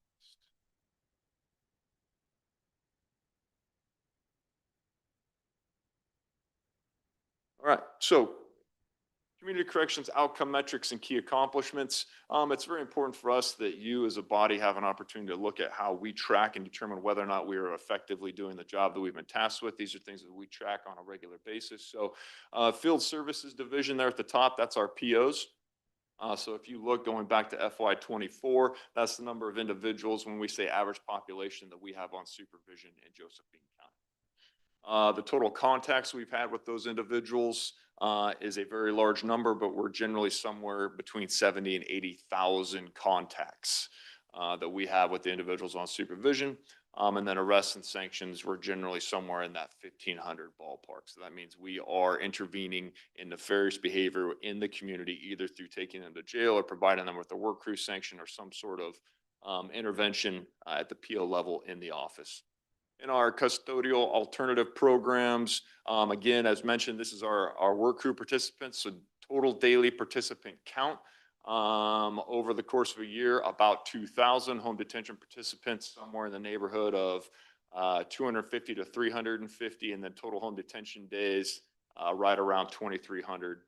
We're projecting 2,500 in FY27.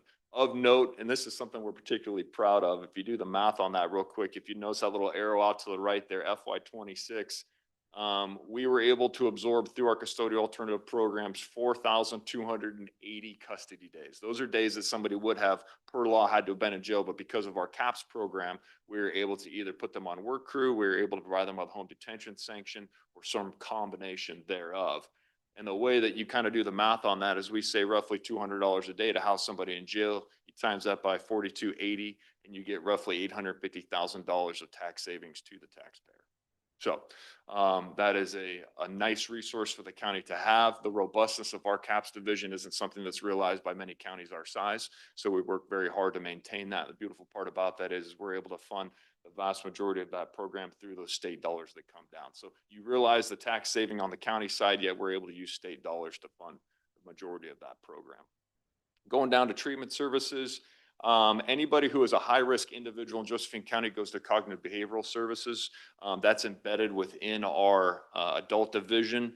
We had 110 on average, new enrollments about 180, and then the average daily group attendance rate is 82%, which if you're not familiar, is actually unheard of with this population. If you look at the state average for anybody who's criminal, who's pre-contemplative, meaning either they don't believe they have a problem or no interest in changing, generally speaking, that attendance rate's somewhere in the 30%. So we've worked very hard to ensure that we are deploying resources and that there's actually people utilizing those resources. So, and then one other thing that I'll talk about here just real quickly before we move on is our treatment division was recently audited by the Department of Corrections, which is a requirement. Anytime we spend state dollars on services, we get an audit from the Department of Corrections. Our treatment division received the highest score in the history of the state of Oregon. During that audit, I actually spoke to the auditor and he told me, quote, "You are the standard by which we will measure other programs moving forward." So I wanted to let you know those dollars are being well spent. And they are used to pay for competent personnel who deploy services to Fidelity. And if you guys remember the very beginning, that's what I talked about. It's not just doing the thing, it's doing it well and doing it right. So we're going to go to the next one here. Community corrections workload trends. So if you look, we have FTE level versus caseload average. So you can see those track pretty closely. We consistently monitor that number so that we can make sure that the number of staff we have is commensurate with the workload. One way of kind of looking at this is the bigger the gap between those two lines, the higher the workload per individual PO and across our entire department. But right now we are probably at the highest threshold of workload that we have been in some significant period of time. There's a couple of reasons for that, but most importantly, we're always looking at how we can become more efficient. That being said, there's a fine line there between efficiency and then no longer being able to provide adequate services. So we're always trying to find that line and push it back and forth, consistently monitor that. So as I described before, the reason we track that number so close is because the number of people we have on supervision is directly linked to the size of the check that we get from the state of Oregon. So we are tracking that. So one way of looking at this is if you look at total statewide population, they say there's roughly 15,000 people on supervision. They come up with a capitated rate. And I wrote that down here somewhere. Capitated rate's about $16.20 a day. They take the number of people on supervision, they times it by that capitated rate, and they say, here's how much money we have for supervision in the state of Oregon, right? Here's the pot. What they then do is they say, what portion of that population does Josephine County represent? At any given time, we're about 3.8 to 4% of the total population. So you do the math, that's the check that they cut us. So the reason I put this slide in here is what drives a lot of what we do is projections. So you guys heard DA Eastman mention the concept of drug enforcement misdemeanors. So they came back through, they had a fix for 4002, which was to recrim user amounts of controlled substances.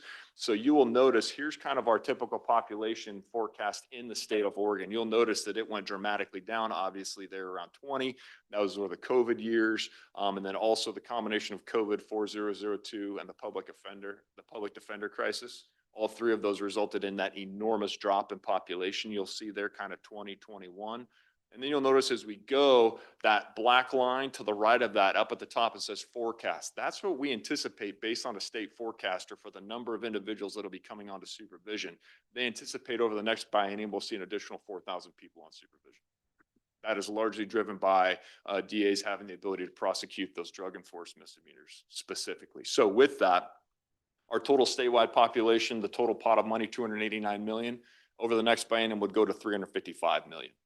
So we would go from 4% of 289 to 4% of 355. And so when I say we monitor FTE very closely, we could see the need to expand our total FTE. That's what I'm getting at. All right. So we'll move on here real quickly. So budget goals, we just took each of the goals that were set forth by the board and really tried to figure out how do we build a SMART goal around that concept as it relates specifically to the work we do. So with that, community corrections, we're going to complete a new screening tool in partnership with the Department of Corrections by 12/31/26 with an anticipated workload reduction of approximately 30%. Develop operational dashboards by 6/30/27 to support real-time data-driven decision-making, improve caseload management, and enhance transparency. Those are hefty goals, but the fact that they're SMART means that they are attainable. I believe that they are attainable based on our current resources. Goal 2, ensure long-term financial sustainability of core services. Community corrections will actively support statewide system improvement efforts by participating in OACCD initiatives. That's the Oregon Association of Community Corrections Directors, including the Strategic Plan Work Group, which I sit on, the PSCR Recalibration Work Group, which I sit on, the OACCD Executive Committee, which I sit on, and the OACCD Legislative Subcommittee, which I sit on. Just so you know, those aren't just words. We actually participate in those committees. Moving on to goal 3, strategic investment in public safety and community infrastructure. Community corrections will apply for, administer, and complete all required reporting for grants that fund positions at the sheriff's office and 2.5 deputy district attorney positions, ensuring 100% of eligible grant applications are submitted on time. All financial and programmatic reports are completed by their deadlines. And there's some more stuff in there, but generally speaking, we want to make sure that we're doing the administrative work on our side of the house to continue funding those DA positions as well as those SO positions. All right, moving on to juvenile justice. So we have court and field detention, residential, and mediation. So juvenile justice, our mission statement, contributing to a safer community by promoting successful youth. And then our purpose statement, utilizing restorative justice principles in pursuit of meaningful outcomes. So here's our governing ORS. I'm not going to go through all that, but essentially we'll get into that here in just a minute. We have delinquency cases. The purpose of Oregon juvenile justice system from apprehension forward is to protect the public and reduce juvenile delinquency and to provide fair and impartial procedures for initiation, adjudication, and disposition of allegations of delinquent conduct. So juvenile justice operating budget. So if you look, and I'm going to separate this out, and there were some questions, I believe they were for the sheriff, and I'd be happy to answer those questions as we get into, and I'll try to separate these out for you all the best that I can. But if you look at our department revenues, the vast majority of our operating revenues comes from the Sheriff's Department jail and detention levy, about 58% of that. And then law enforcement, you guys were asking about the funds, Law Enforcement Fund 12, that is going to fund our juvenile POs, what we call court and field. And also our residential program is in Fund 12, but I will kind of explain how that doesn't necessarily fully apply as it relates to the decision-making process for this board and any discretionary dollars. And then we get money from the Oregon Youth Authority. And then the breakdown on the right there is obviously roughly 3/4 of our budget goes to salaries and benefits. And then we have 13% that we pay into ISF and facilities, and then supplies and services that make up the other 12. So here's a breakdown specifically of kind of each section of that entire juvenile budget. So again, the vast majority of our dollars go to detention. That's the 14-bed juvenile detention facility that we operate that is funded directly through the jail and detention levy. Not to be confused, and I've heard that interchanged a couple of times, the jail and juvenile justice levy. I think it's important that we understand there's a delineation between juvenile justice and actually detention. Juvenile justice has multiple programs. Those dollars are specifically intended for detention portion of juvenile justice. And then I'm not going to go into every single one of those, but that's kind of the general breakdown of the overall budget. Number that you all are going to want to pay attention to, and if you look, as I mentioned, this is roughly a $25 million budget. The number that the county is going to be responsible for out of that roughly $25 million budget is that top number there, $714,300. That's coming out of law enforcement. The Law Enforcement Fund 12, that is what funds our juvenile POs, court and field. That is the responsibility of the county per statute, per the ORS that I read to you originally. So this is in our proposed budget. This is in the budget that's been presented to you by the budget officer, but that is the number out of all of that that we asked for county dollars. And then we'll move our way through that. So here's some notable changes. Again, nothing as far as cost increase goes. Revenue reduced by 7% in current juvenile programs. That is specifically related to our residential program, and that's just based on the anticipated reduction in number of referrals. Let me catch up here on this thing. Make sure I don't have any notes here. I don't yet. Okay. So we anticipate a small decline in the number of referrals from that program. The reason we say it's a 7% reduction is because that's a revenue generator for the county and ultimately for our department. I'll get into that a little bit more here in just a minute. So the number of referrals we get determines the amount of revenue we can generate. Decrease in overall personnel costs, approximately $522,500. Those are all directly linked to the reduction in FTE that was attached to the CAC. So last year, the Children's Advocacy used to be under our juvenile department. It transitioned to nonprofit. Approximately half of that $522,500 was general fund money that paid for that. So that's been moved off of our books and out of our entire budget. So that's a reduction that you'll notice in the biggest change between this year's budget and last year's budget. Moving into some key metrics, key accomplishments. Court and field, we have roughly 275 to 300 youth referrals. And then total supervision context, this would be the context that our POs are having with those juveniles. About 920, we anticipate 950. Detention number of youth admitted, 75 is the number that we're looking at. And then the average age of youth that comes into our facility is 15 years of age. That question seems to get asked a lot. On our residential side, we had a total of 15 youth enrolled, 14 over this last year. We anticipate 15 individual skill building and counseling hours they get while in that program. 460, we anticipate 575, and then group skill building hours, 1,500. And we're going to anticipate 2,200 coming up. So, Court and field services. So these are the ones that I referenced, that 713 number, I think it was 713 something of our general fund assets been built into our budget historically. These are the ORSs that basically say it is responsibility of the county to provide a juvenile department.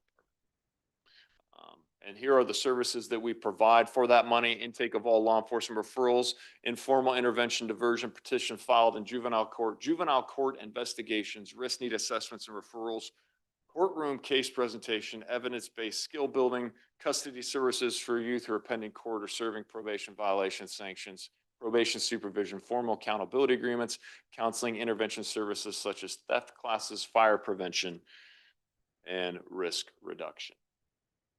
Moving on to our goals, again, going back to the budget goals established by the BCC through FY27, juvenile justice will ensure that 95% of youth on probation receive an initial juvenile crime prevention assessment by court disposition, and will complete at least 2 community-based service projects to promote civic engagement and restorative justice, with progress verified through quarterly audits and project documentation by June 30th, 2027. By December 31, 2026, Josephine County will increase transparency by adding a direct link to the OIA data and evaluation report on the county website, ensuring residents have easy access to local juvenile crime statistics and supporting community outreach and youth accountability efforts. Goal 2, ensuring long-term financial sustainability. Through 27, juvenile justice will reduce costs by maintaining all required court and field supervision levels despite a 20% reduction in staffing, and prioritize evidence-based practices for medium and high-risk youth. Moving on to goal 3, strategic investment. By June 30, 2027, juvenile justice will strengthen long-term public safety by increasing strategic investment in early intervention and services, ensuring that all youth referred to the division receive structured supervision, education support, behavioral health services, and at least one evidence-based program aligned with their assessed needs. The literature is fairly overwhelming on this. We know what gives us the best chance of preventing people from a lifetime of criminalities to intervene early in that criminal behavior. A couple of things happen. We have a lack of development in the prefrontal cortex, which is our executive functioning center, especially in men. We know that doesn't develop till the age of 25. What means is they are impulsive. They react on emotion and feelings. You couple that and you layer some drugs over the top of that. It makes for very, very poor decision making. If we can intervene in that cycle early, the chances of having somebody that runs a lifetime of criminality based on the fact that they never allowed that prefrontal cortex to develop, that's our best chance. And so that's what we're trying to do at Juvenile, and that's how we are trying to contribute to overall safety. Let's go. Okay, so here's juvenile detention. This is what's paid for out of the levy, the jail and detention levy. It's a 14-bed facility.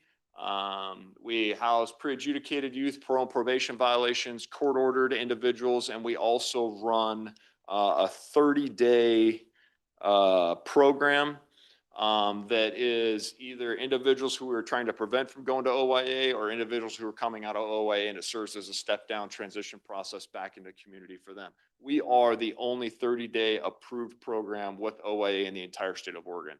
We just launched that program, reopened it. Jesse, was it yesterday?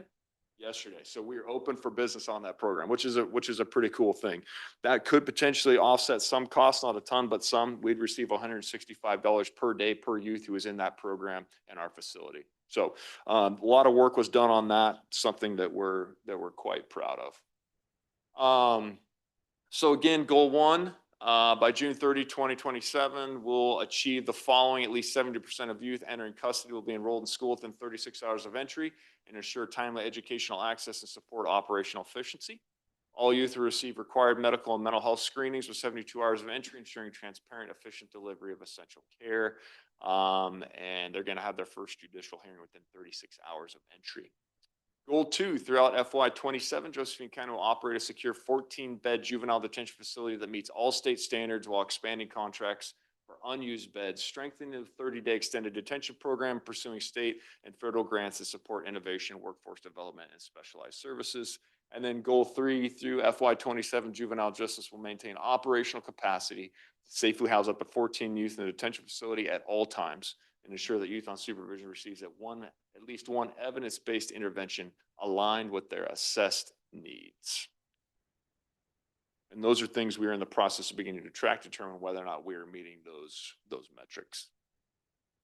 All right, so our residential treatment program, again, these are all kind of individual budgets that are built into one, but this is our residential treatment program. So Turning Point is a residential program operating under the Josephine County Juvenile Justice Department that serves youth ages 13 to 17 in need of residential treatment services. It provides individualized service, provides stabilization, assessment, treatment, let's see, I got it up there. Yeah. So youth receive a structured 24-hour supervision with anticipated length of stay of anywhere up to 270 days. So approximately 9 months they could be in that program with an aftercare goal for youth to transition to a permanent residence. Here's something that's really, really cool. So we are contracted to provide this service with the Oregon Youth Authority. So for every youth that they send to our facility in our residential treatment program, they pay us $464.98 per day per youth. So if you look at there, what we did is the math for you roughly, if we have on average 4, 5, and 6 youth, so the corresponding amounts of revenues that would come directly into the county and offset other operating costs. And I'll show you a little bit about how that does that. Of note, the proposed rate for the 27-29 biennium is going up to $529.66 per day. That hasn't been affirmed, but that's what they're proposing based on a recent cost study. So if you look at the cost of the residential program and how those offset detention costs, 34% of our 3 lead GLCs personnel costs are paid for out of that detention or the residential program. Our youth health and mental health provider contracts, we pay $20,000 out of that. Supplies and services are another $10,000. So those are all things that we would be required to have because of our detention facility. But because of the residential program that we operate, we're able to absorb some of those costs and offset somewhere in the neighborhood of approximately $200,000 in operating costs. And we anticipate, and I might be on this next slide here, that if we have 5 youth in our program throughout the year, and we currently have 5 with 2 more coming within the next week, so we'll have 7 in that program, that if we run 5, we can offset approximately $200,000 worth of detention costs and also have an extra $100,000 of revenue that I'm not sure what I'm allowed to not do or do with that money, but I would love to spend it on some projects that we have over there. Things like updating our facility to make sure that it can adequately provide what we needed to provide. There's a few things that we had in mind, but nonetheless, that's a pretty cool thing. That is not an easy lift. But I'll explain that a little bit more about that here in just a minute after I show you all the audits that we go through to maintain those programs. But goal number 1, improve efficiency, transparency. We'll post all DHS restraint and seclusion reports for Turning Point Youth on the Juvenile Justice webpage every quarter to support transparency and keep the public informed. We'll also hold quarterly stakeholder meetings to review performance, improve quality, manage risks, and plan workforce development. We're going to have staff training remaining a priority for safety and retention. New hires will receive over 40 hours of training in their first month, and all staff will complete at least 25 hours each year. Most training will be done in-house to keep those costs low. Goal 2, during FY27, juvenile justice will maintain all required accreditations and achieve at least 80% audit compliance to ensure continued revenue that offsets detention operating costs. Turning Point Residential Program will sustain its BRS license and QRTP accreditation to generate stable fee-for-service revenue that reduces reliance on the general fund and minimizes the need for out-of-county placements, with progress tracked through audit results, accreditation reviews, and quarterly revenue reports. And then lastly, throughout FY27, Turning Point Residential Program will maintain the capacity to accommodate 8 residential placements at any given time. So here's all the audits that we have to go through in order for us to provide the residential detention There's some school lunch program audits built in there. We have some audits on our prevention side of the house, but this is the entire list of all the things that we have to track on a regular basis. So our staff does that. Those are anywhere from a 3-year rotation to roughly a 2-month rotation. So we have people that are dedicated basically full-time to ensuring that we are in compliance with every single one of those audits. So there's just an incredible amount of work that's being done on a regular basis just to have those programs to ultimately attempt to offset some of the costs to the taxpayers of Josephine County. Something I'm super, super proud of. That National School Lunch Program, the vast majority of the rest of the detention facilities around the state of Oregon have moved away from that because they said the workload is not worth the amount of money. And to us in Josephine County, $18,000 a year that they give us to run that program is worth the offset. There's an enormous amount of work that goes into it. So please know that in the community justice world, we're doing everything we can to squeeze every possible dollar that we can and to mitigate costs. So lastly, juvenile court mediation. This is essentially no cost to the county. This is funded through state dollars, but mediation, we have, how many staff do we have? 1 FTE in that? We have 1.1. So through those dollars, we pay for our mediator as well as a tenth of our manager's salary out of that. Moving on to prevention. So prevention, empowering community to prevent the underage use and adult misuse of alcohol, tobacco, other drugs, and problem gambling. There to the left, that kind of little flower looking thing, that's known as the SAMHSA Strategic Prevention Framework. That is a best practice recommendation. It's required through our funders that we adhere to that general concept of how we effectively prevent drugs and underage tobacco and alcohol use in our community. So here's some of the things that we use work plans on. We use it to guide our alcohol, other drug prevention education programs, our state opioid funding, problem gambling prevention, tobacco prevention education program, tobacco retail license inspections, mental health, behavioral health local plan, and then the mental health liaison to options. So that's all housed in our prevention. So the total prevention operating budget, $9,898,800. Again, the vast majority of those are pass-through dollars. You'll see the largest chunk of that being our mental health pass-through. That's just shy of $8 million that gets transferred to option to provide mental health services in Josephine County. They are the recognized mental health provider. And then 2% of our budget goes to tobacco prevention. We have A&D pass-through dollars that come from the state. And then we take admin dollars, and then we have some braided funding from each of those little sources that fund our school outreach officers, which I'll get into some of the great work that they do here in just a minute. So if you go over to the expenses section, if you look at facilities and ISF, all of that is captured under the larger juvenile justice. So that's why that number looks so small. We have the operating budget. You'll see a contingency reserve fund there for future use. Those are settlement dollars, opioid settlement dollars, and some other carryover funds that are there. Salaries and benefits, those are our school outreach officers as well as our prevention manager. And then we have contracted professional services taking up the majority of that. And so specifically to our prevention department, here's our current staffing. We have 6 school outreach officers.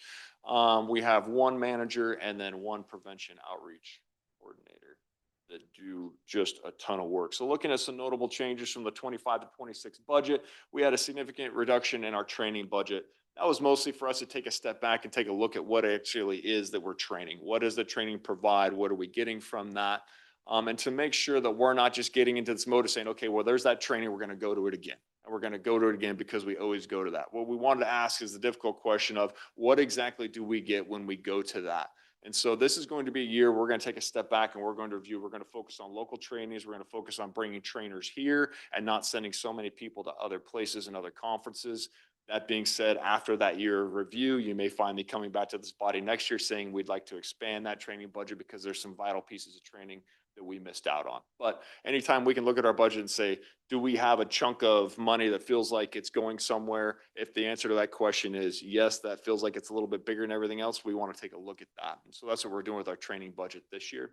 And then mental health, behavioral health contract. So historically that contract came to us. It was very kind of broken up into different funds saying, here's the amount of money that needs to be used for this particular service. So in this most recent iteration of this contract, it is just basically one large contract that they allow us to determine where those funds are going. So what we did is we took the previous contract as a roadmap. We essentially extrapolated that out over the new funding cycle. The vast majority of those funds are going to the same community partners to perform the same functions. It just looks a little different on our end administratively, specifically for Sean. The grant reporting attached to that has become significantly more cumbersome, even though it appears easier on the other side. So those are the two biggest changes for us. Outcome metrics, key accomplishments, school outreach officer interactions, 1,700. We project more than that again this year. Community attended events and trainings. Is that hours? What is it? 1,000? Oh, number of attendees. Gotcha. Okay. So a community attendees. So we had over 1,000 people, or we anticipate 1,000 that attended the various trainings that we put on. And then our Smart Moves curriculum was provided to 353, would they be students? Sixth grade students. And then treatment, people engaged in outpatient treatment or outreach as a result of those pass-through dollars. We managed 357, which is a very, very large number for a county our size. And then our opioid settlement dollars. So high school students participated in a video contest. And if you guys aren't aware, that video is generally shown at the Super Bowl and also the Olympics, but it's this competition that essentially says there's things better than there's things better to do with your time than doing drugs, right? And so don't get down on yourself. And it's this kind of, is it, what's it called? A feel-good video? Super positive video. Okay. And then dispensing of 75 medication lock boxes. One thing to note, that school outreach officer interactions piece up there at the top can actually also be moved down to opioid settlement funds, because there's a portion of those dollars that are used to fund those positions as well. So those are things that we're tracking. Of those 2,326 total contacts this year, these are the nature of those contacts. So every time a school outreach officer has contact with the youth in one of our schools, they document that contact, and then they document the topic that they were talking about. I know that's a very busy pie chart, but it gives you an idea of some of the various things that they're talking to youth about. And it's the cool part about that is every single one of those topics, we have school outreach officers. The vast majority of those they're trained on. They can use some sort of evidence-based intervention or some sort of micro programming to engage in effective conversation with the youth around those various topics. And then here's a count of curriculum. I know that we've had some commissioners in the past who want to know about the specific curriculums that we use. And there's a list of them right there. I can't tell you the specifics behind all those, but we use a lot of them. And we know that they're evidence-based. We know that they're best practices, and we have trained all of our staff to deploy those to fidelity. So again, not just using the curriculum, but doing it very well. There's the number of times. Those are the number of individuals who have received that particular curriculum. Budget goals. Goal 1. During FY27, community members can access prevention and treatment services through the county website, which will be updated monthly with current mental health treatment and prevention resources. Information is also shared through social media and outcomes tracked through the website. During 27, prevention team will review county data on substance use and problem gambling, include the state student wellness survey, problem gambling assessment, and tobacco assessment data, and share it with AMPAC, which is our Addictions, Mental Health, and Public Health Advisory Committee. That'll be used to guide work plans with community input gathered through AMPAC participation events and surveys. Goal number 2, all funds focus on balancing infrastructure needs with the program. Current programs have multi-year funding streams through state funds, opioid settlement dollars. Historical funding data aligns with current and ongoing funding levels. During FY27, prevention will ensure timely reporting for all grant and settlement funding streams to ensure that those dollars continue to pour into Josephine County. And then last, goal 3, community enhancement programs and events are carried out by assessing community needs, wants, and written into the state work plans. During FY27, prevention will ensure that work plans are updated and reflect current needs of the community. Again, here's all the reporting requirements that our prevention division is tasked with. It is labor intensive, cumbersome, and there is just a huge number of consistent changes to those contracts that Sean is consistently attempting to track and making sure that we're getting all these things reported timely. So again, just a brief kind of overview of the volume of work that goes into all the administrative side of ensuring these grants continue to come into Josephine County. Here's some provider audits that we do. So contracts for SUD treatment, that'd be substance use disorder treatment. Receive yearly desk audits to ensure all requirements and license insurance are present. And reporting's been completed and the contracts for opioid prevention service are renewed quarterly or reviewed quarterly for compliance. Here's a dashboard, talks about all of our opioid settlement dollars, how many we've received, what they've been spent on. Our goal is by the end of FY '27 to have that dashboard accessible on our website. Right now, you can email and get those current numbers. Anybody in the county can, but we're hoping to have that as a click link that you can just click on it and it'll bring it right up and you can see that in real time. By real time, I mean updated approximately every month. And then Exhibit E, here's a question we get a lot. Here's all these opioid dollars that we're getting. What can we spend those dollars on? Two common questions we get. Number one, can I spend it on law enforcement? Number two, can I spend it on capital development or some brick and mortar infrastructure? The answer to that is no, you cannot. Here's a list of the things we can spend that on. You go down through, but you realize that most of it is for treatment, most of it is for education, most of it's for training for providers.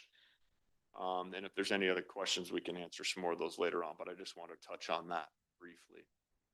All right, with that, that is our budget and I'd be happy. Sorry, I know it's a lot. We flew through it, but as I mentioned, there's a lot of parts there. So I am willing to entertain your questions, please.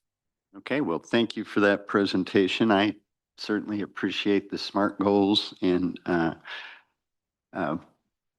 that have specific information in them. And I hope that the budget committee members that are here next year track how successful you are at meeting those goals next year. And with that, I will check with Member Yetter. Well, I feel like I just got a 2-week lesson in community corrections in 39 minutes, which is a little overwhelming. So I'm going to go back to what was in the budget book, and I would really adore having a paper copy of the presentation because there's so much information in there that one cannot comprehend, plus a lot of acronyms. So anyway, I have a question because in the juvenile justice on page 14, there's a real blip in the actuals for 24-25. I was just wondering what that blip is due to. The blip? I don't have that in front of me. What is it that we're talking about?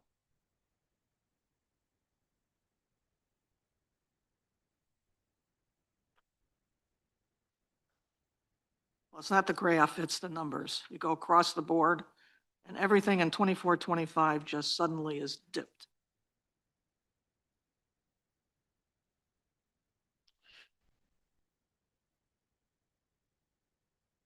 Let's see. Oh, are you talking the resources? And is this one particular fund that you're looking at? Resources, supplies, Which fund is that? training, travel, facilities, across the board.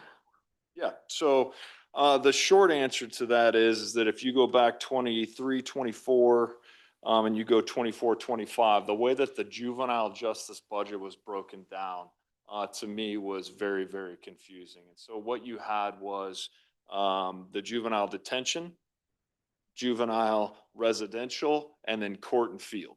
And if you guys remember, you go back to where I was talking about our residential program generating revenue that ultimately offset costs. So if you go back to 23, 24, 24, 25, those revenues that were generated as a result of residential program, some of those were put over to offset detention. Some of those were put over to offset court and field. And then you had some levy dollars that were intended for detention that were used for detention. But then some of those levy dollars were also used over on our residential side of things.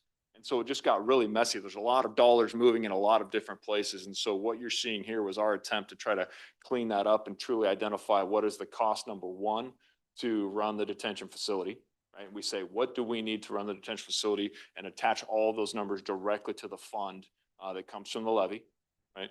And then ask ourselves, what is the actual revenue that's generated from our residential program, and ultimately what costs we think that can offset. And then what is the number that we need to efficiently operate our court and field? So when I told you that 713, if you go back to like 23, 24, that 713 number is like cut in half. because those were dollars that were used in residential. So what you're seeing here, when you see that number drop, the numbers are roughly the same. They're just appropriated to different funds for cleanliness, in my personal opinion, as it relates to the government. So that's, or to the budget. That started last year. Okay. I'm not quite understanding the funding for Turning Point. Do they pay us? Do we pay them? We are Turning Point, yeah. So what happens with Turning Point, our residential program is that we have a contract with the Oregon Youth Authority. Anytime somebody comes into our program, they pay us that daily rate that was previously mentioned, and it's roughly $450 a day to facilitate residential treatment programming for that individual. They stay here up to 270 days, but every single day they're here, they pay us $450 a day. Are these Josephine County youth or from somewhere else? They're from all over the state. Okay. Yep. So there's some Josephine County youth, but we also have some youth from different places that come. We're If kind we- of in business for ourselves with 100%. It is a revenue generator for the county. And so one of the things that we've attempted to do with that program is recognize that the number of staffing through GLCs, through medical personnel, through mental health personnel, I would need that same number of individuals regardless if I had a residential treatment program or not. I would need that same number of FTE to facilitate our detention facility and to do that effectively and safely. What we've been able to do is essentially stand up a residential treatment program and have the same personnel run both programs at essentially the same time. We've been able to do that for a couple of reasons. Number one, just from a logistics standpoint, we are the only program in the state of Oregon that I'm aware of, and correct me if I'm wrong, Jesse, but that has the residential and the detention facility combined together into one building. So what you have over there, and I would encourage anybody to come get a tour if you have a chance, but you have one door. Commissioner Martin over and saw it. You have what we call the two door. If I walk through this door over here, I'm in detention. If I walk back through the two door over here, I'm now in our residential program. So we have the same staff who are able to monitor both programs at the same time, and that's due in large part just of the logistics behind it. So what we can do is we can charge that $450 a day, which then ultimately generates us somewhere in the neighborhood, anticipating 5 people a day, about $1 million, which pays for the program itself and then ultimately offsets somewhere between 200,000 on operating costs for detention and then generates another $100,000. Okay, when they're in Turning Point for 9 months, where do they go next? It depends. The idea is that they transition out of Turning Point. And so they would transition out. Our hope is ultimately that they return to some sort of permanent residency, that they're prepared. Now, there's not a whole lot of step down transition programs after Turning Point. So the idea is that during that time, we'd be working on release planning with that individual. We'd be identifying a clean, sober environment for them to go to that gives them the best chance of kind of reintegrating into society as effectively as they can. So that's a big part of what we do, is that transition component. Okay, that's all I have for now. And I'd be happy to I'll get you a paper copy of Thank you. the presentation. Member Collins? I don't have any questions, but I appreciate your enthusiasm and the work you've done. And I agree, it was a tremendous amount of information in 39 minutes. I might have questions later if I can digest it all at one time. Yeah, Thank you. you're welcome. My only question, well, I have two question and a comment. Are you anticipating any state decreases in the future, in the next 2 to 3 years? Fair question. As I mentioned, on the adult side of the house, we anticipate increase in our total population, which is directly linked to an increase in our overall funding. So based on the projections on the state side, I don't see any decreases. That being said, the legislature still has to approve the budget. So what you're going to see probably most likely in the governor's recommended budget is based on those projections of individuals that we're going to have coming under supervision, that increase of 4,000. So you'll see that 289 total number go to 355. That equates to us getting more dollars. So in short, I don't see that going away. On the grant side of the our adult program with JRP, JRP has traditionally been funded to the sum of about $40 to $45 million within the state. That pot of money has generally been pretty well received bipartisan on both sides. And so I would anticipate those revenues continuing. They haven't increased. They're still asking us to do the same amount of money, or do the same amount of work for the same amount of money, which we find quite difficult, but we're doing our best to get as efficient as we can with that. On the juvenile side of the house, through OYA, I'm not sure. That's kind of that's the one that I can't quite track right now. So if you've been paying attention to the news, OYA is under a significant amount of scrutiny. There's a whole bunch of lawsuits that are pending against them for a previous medical director. And then also just looking at their overall budget. The reality of the state is, I don't know if you guys have seen the recent revenue forecast that came through the state. My understanding is corporate revenue tax or corporate taxes generate a revenue that was higher than anticipated. Individual income tax was actually lower.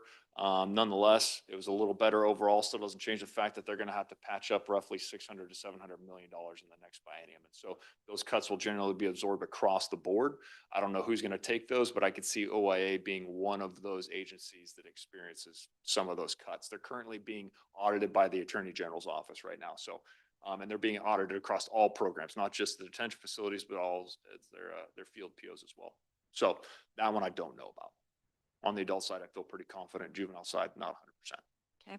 The only other thing I wanted you to speak to how you feel about the success or failure, but I think it's a success of combining the two departments. If it seems to me you're thriving in the world that you need to be as far as your workforce, staffing, everybody seems happy. You're doing a great job, I think, but I want you to speak to whether you think that was a good move. I want the public to understand whether you think that combining those two departments was a good idea or not. I think that everything has pros and cons, generally speaking.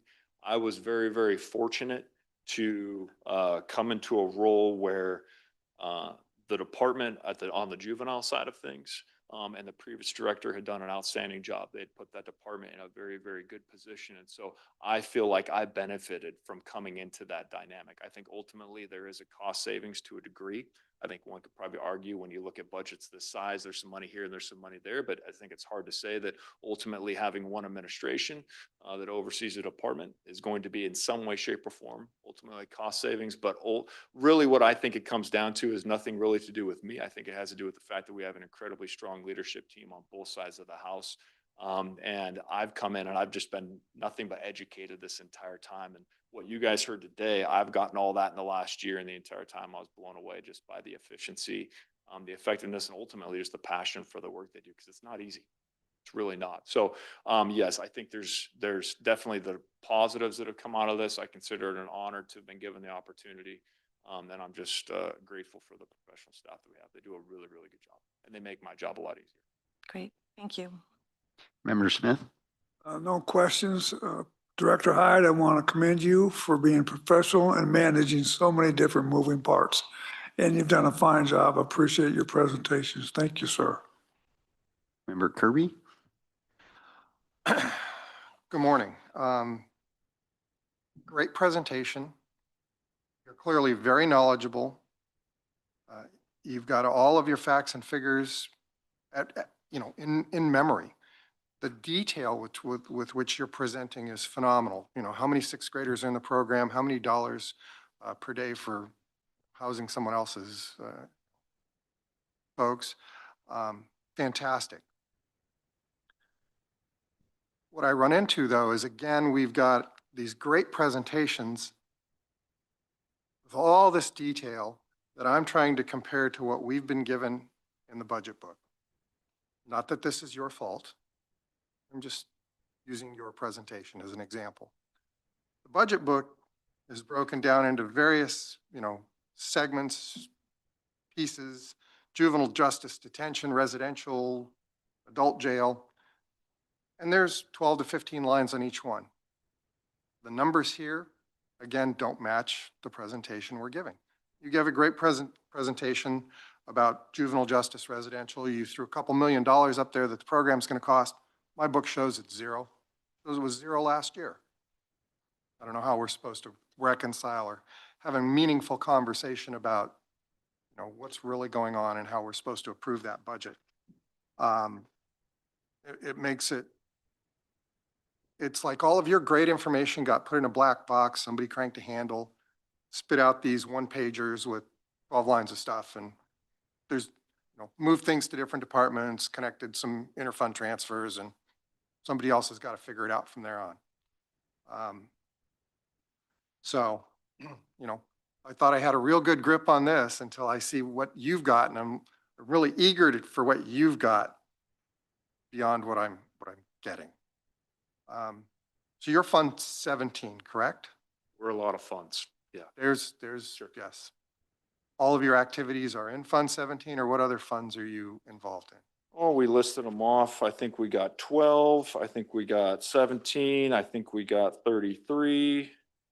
I know those did I for a get- did I get fact, all those yes. right? And 15. 12, 15. 15, And 17, 15. 33. Okay, I'm missing 15. Okay. Makes it really tough because I'm going to ask questions based on what's in the book, but Sure. you know, you've got your presentation. We've even run into a case where you asked a question a minute ago and you had to look because you don't have the same data we do. So when it comes down to the jail levy, Mhm. do you happen to know what kind of revenue that generates in the upcoming budget year? The amount of revenue that it generates for the county in a whole, or the amount of cost, the amount of money we need as a department from that? Well, I was going for the amount in total, and then I was going to ask you about what part you need. Yeah, I don't know what the total revenue generated from that is. I think he's talking about the jail Jail levy. and the levy, yeah.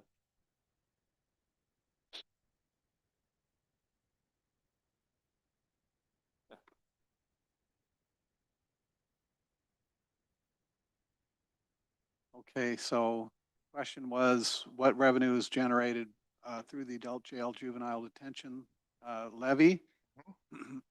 And Fund 17, it looks like taxes estimated to be received is 9.4 million for the projected 26-27 budget year.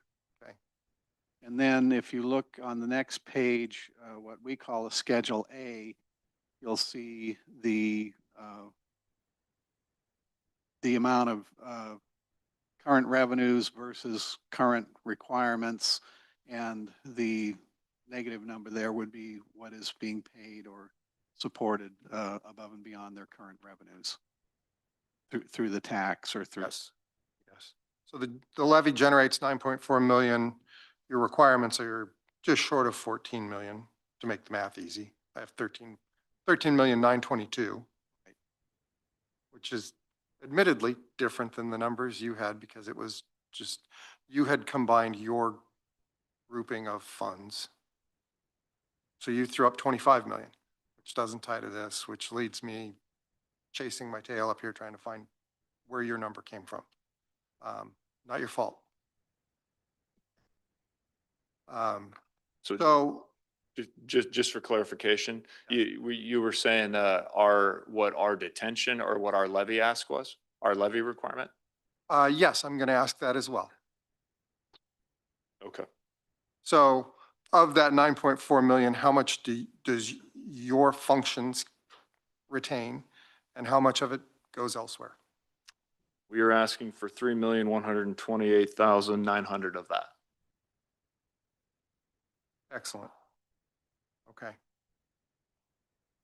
And I know you mentioned that there were 14 beds filled in juvenile detention. Was that year round? Is there any seasonality to that? Oh, yeah, no, that's the Variability. number of available beds we have. At any many- given how many are time, the active? number of people actually in there is considerably less, anywhere between 3 and 4. Really only 3 or 4. Okay.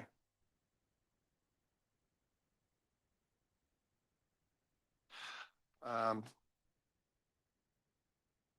going to let it go at that. Thank you. I feel bad that we're this far apart as a result of that. I'd be happy to answer any other clarifying questions you might have, just to get us a little closer to those numbers, if that would help. You've got great information, and I'm really appreciate it. I'd love to look at the level of detail you've got. The level of detail I've got, you know, I've spent a lot of time looking through it, and I thought I had a really good grasp on it. Then I see your presentation and, you know, I yearn for more. Let's just put it that way. So unfortunately, I'm going to have to move forward with what we're doing based on what we see here. Sure. I just would like to see that grouping of your function presented to the public at large. Unfortunately, it's broken down and put in all kinds of different places in here where someone has to do the work to pull it back together to see what that big picture is. I share some of that sentiment because when I first came, again, as you'd noticed on the adult side of the house, it's very simple. I get one check from the state that pays for this, right? And then on the juvenile side, and that was one of the things that Annette, she's like, we got a lot of funding streams. We got a lot of different places that we're going to. The money's coming from that's going to this fund, coming out of that fund and moving over. And so for ultimate clarification and simplicity, just for your process of determining budget, juvenile justice from the detention needs $3,126,900. From general fund somewhere, juvenile needs $714,300 for our field services division, which is our POs. Those are the two primary numbers, regardless of how they're built together, regardless of how they're layered, my presentation versus what you're seeing in the book. Those are the two primary things that you need to be aware of as it relates to us needing money from something. Yes. Hopefully that helps. And just to acknowledge, because I think Mr. O'Hare is chomping at the bit to say this, the book is put together in, the legal budget required format for state budgeting. I acknowledge that. Sure. Just in terms of total transparency for those who aren't in it every day and those of us here who are trying to represent the public, there's not the clarity that I'd like to see in that transparency. That's all. It's a little harder to wade through. That's all I'm saying. Sure. Okay. Thank you. So, it was long enough ago that I'm not sure we can get back to it. But you did have a slide in there that started with revenue that had beginning fund balance, but the expenditure didn't have a ending fund balance. So it led me to believe that some kind of way you were spending your beginning fund balance for this year. You might have been talking about the community corrections side. Was that the adult? Yeah, adult. It was very early in the presentation. Yeah, so that would be on our two pie charts if you're looking at the adult budget. So we have carryover That's contingency that. funds. Yeah, right there. So you see the beginning fund balance. So those are the dollars that, and the way to look at this is, and kind of how I explained it earlier is that we are given our check based on the projected number of individuals on supervision, right? So what happens is that's done in April of going into the long session or coming out of the long session, right? So for 2 years, we're beholden to whatever that projected number is. So sometimes that number works in our favor, sometimes it doesn't. And so generally speaking, if it works in our favor, they project a higher number than we actually get. We actually generally get more revenue than we need to operate. So what happens is we then develop a contingency fund for the years that number falls below, this being one of those years where the number that they projected is actually closer to or a little bit less than the number that we've actually had on supervision. And so it requires us to dip into that fund. So we kind of have this little safety net that sits out there in that contingency fund that we had to dip into. So it essentially says this year we're going to dip into that safety net, and for sustainability reasons, we don't think there's a need for that potentially in the following budget year. That's only a very small portion of our safety net. Okay. All right. I think that's it. Great. Whoop, excuse Can I me. follow up on that? Sure. What else is there in your safety net? Specifically related to dollars, Yes, you just said that's only a small portion of your safety net. $4 million. And is that what's sitting in Fund 13?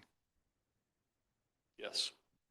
Okay, so that's money that comes in from grants or other state activities that, That's money that specifically comes through the community corrections allotment from DOC to provide supervision, sanctions, and services for individuals under our supervision. So those dollars aren't appropriated, but they are dedicated to parole and probation services. yes. They per our, cannot be used for other things. exactly, yeah. Yes. Okay, thank you. Can I ask one? Member Martin? The $714,300 that you're requesting, is that a new ask for this? Nope, Yeah. that's not on top of anything. That's just built into our original budget. And that's the same, it's Continuing just, operating costs associated with court and field in our juvenile division. it hasn't gone up or Hasn't down? gone up. Well, I mean, Days. the normal costs, I would say, you know, insurance and all of those things. But yeah, generally speaking, that's stayed the same. We have 4 FTE in that division, and we pay for a portion of our management team that oversees those activities. Okay, thank you. You had a number, 3.8% of some state pool was Josephine County's share. Do you remember what that was for, that 3.8%? 3.83% is what Josephine County represents of the total population on supervision in the state of Oregon. So if you were to take the total number of individuals who are on adult supervision in the state of Oregon, and then you were to look at the number of individuals from Josephine County that represent that total population is 3.83% in our last biennium. Okay, and this is just one of those correlations that comes from my sitting on a different board. Our student population for the state comes in a little less than 2%. So it seems like we have a little more incarceration percentage than we have for our, in a comparison with the rest of the state. Than we do kids in school. Kids in Yeah, school. so right. we, it is interesting. I'll tell you that, you know, when we do bargaining with, you know, law tells us that when we bargain, we're somewhere 3 up, 3 down based on size of the county. So when you say size of the county, we're talking simply about population in that particular county. So if you look at the comparables for Josephine County, and then you look around the state at those comparables and how many people they have on supervision, it is substantially smaller than what we have. And actually that 750 number could be much higher if we were able to prosecute all of the DEM cases that were mentioned by District Attorney Eastman. So there's a few of those sitting out there as well. We'd probably be up over 800 if we were able to, we had the resources that we needed to prosecute all those. Okay, thank you. Any other member comments?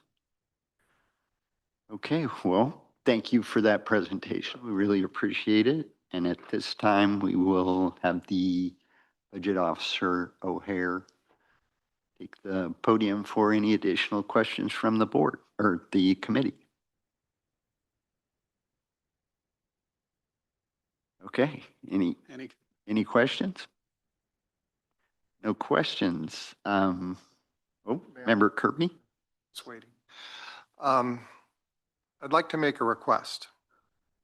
As we get closer to the end of our presentations here and we get more into deliberations, one of the things that we are doing is we're comparing this year's proposed budget against last year's adopted budget and the prior year's actuals before that. Can we get year-to-date information for the current year? We have 11 months under our belt at this point, just to see where we are against last year's budget. Current year budget to actual? Yes, please. I think so.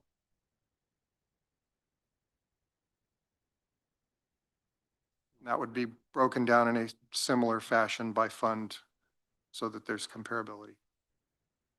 Exactly. That's how the system will spit it out. Just wanted to be clear. I'll also make a note. The $2 amounts that Director Hyde mentioned, you'll see them on the Schedule A. So if you look under Fund 12, right after the page 1, what is it, page 2, right after page 1. Amazing. I love math. And so you've got, you can see down on Schedule A, juvenile court and field, the 714,300 requesting that. So that'd be on. Yes, I found that one. Yeah, Fund 12. Yes. And then a very similar thing on Fund 17, where you see juvenile detention and the ask of 3.126 million there on Schedule A. So we do compare the resources to the requirements and then the, whatever the excess or the shortfall would be what the budget needs to cover through the myriad of revenue sources that come through. Yes, but he did start with a total budget of 25 million and change, which It is multiple things added together. Yes, yes. They make sausage different than I make sausage. That's all I'm trying to point out is we're kind of having an apples and oranges conversation. All right, any other questions? Okay, at this point, we will move into public comment. Do we have anyone who would like to? Yes, Mr. Ertl.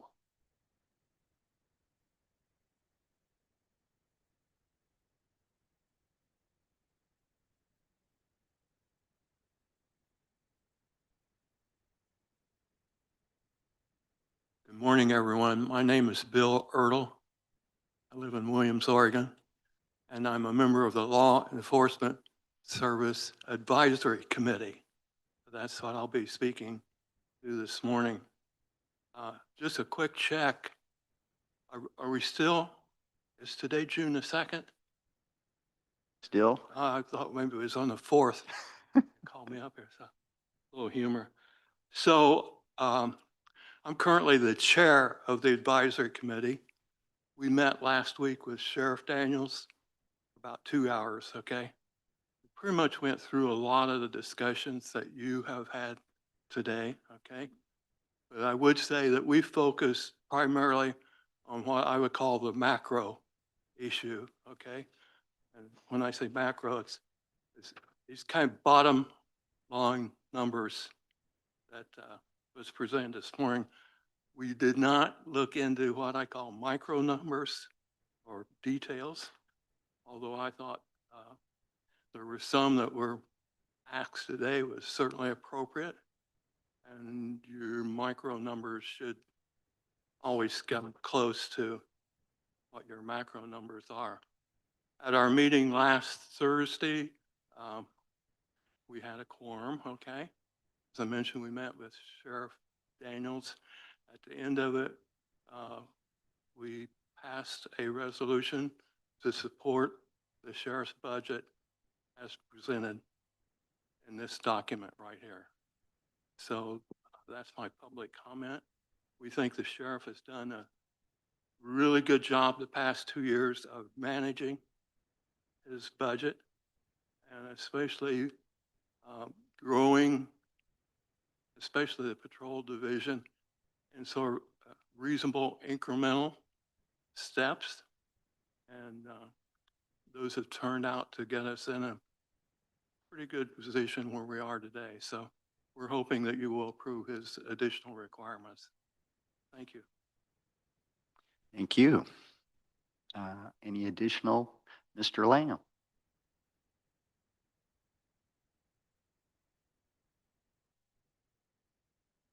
Ron Lamb, Josephine County, Colonial Valley area, and also just appointed to the Law Enforcement Advisory Committee.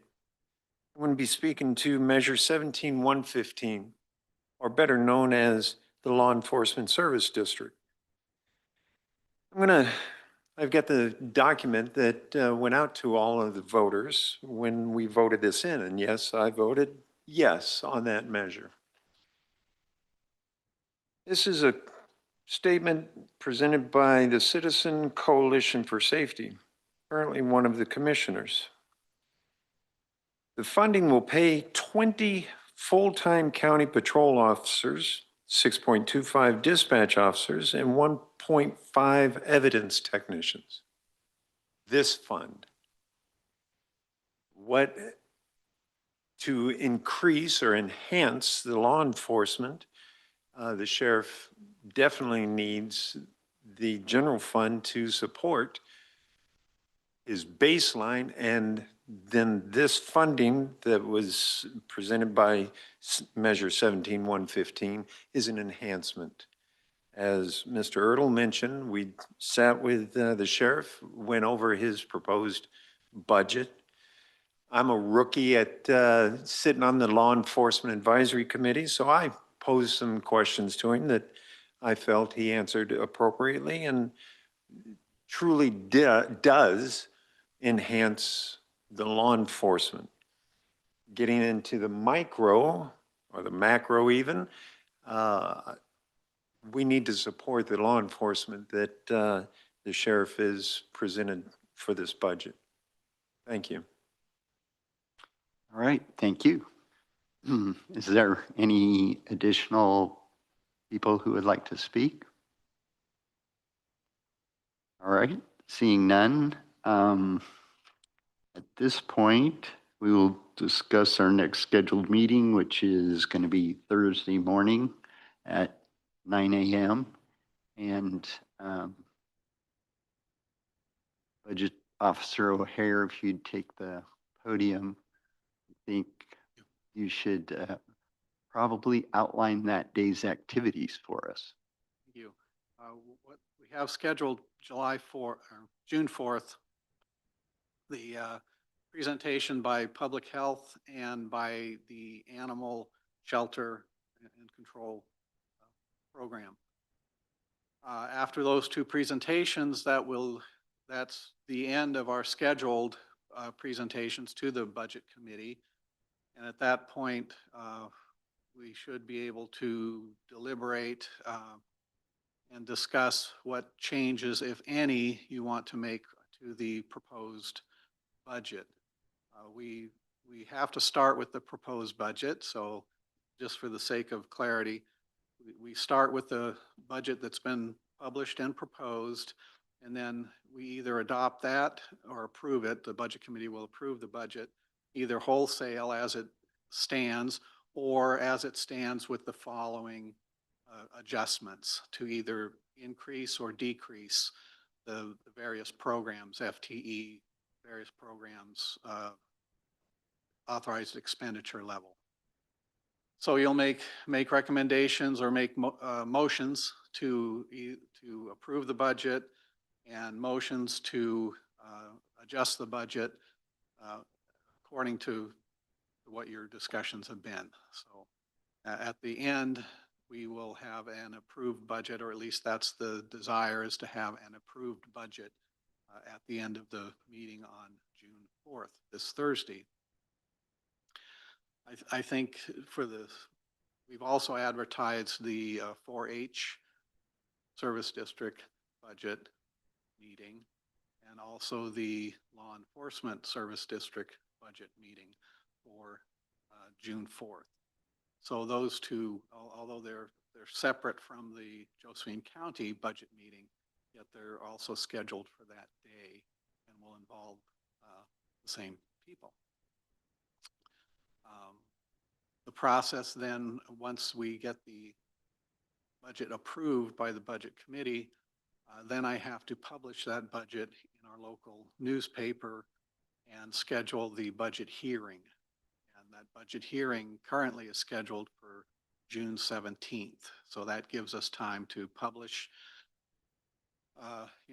which takes a few days to get the format put together. That's the legal LB1 format, publish it in the paper. The paper takes a few days to get it formatted for their purposes. And then we have at least 5 days before we can hold the budget meeting, so budget hearing. So that's the next scheduled event is June 17th, budget hearing. And then we have scheduled for the following Wednesday, June 17th is a Wednesday for the budget hearing, and then June 24th, Wednesday for the budget adoption. So that's the schedule that we have laid out.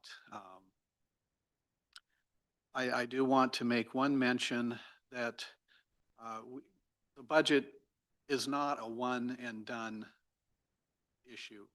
The budget can be looked at throughout the fiscal year, and indeed it has been, as you folks know.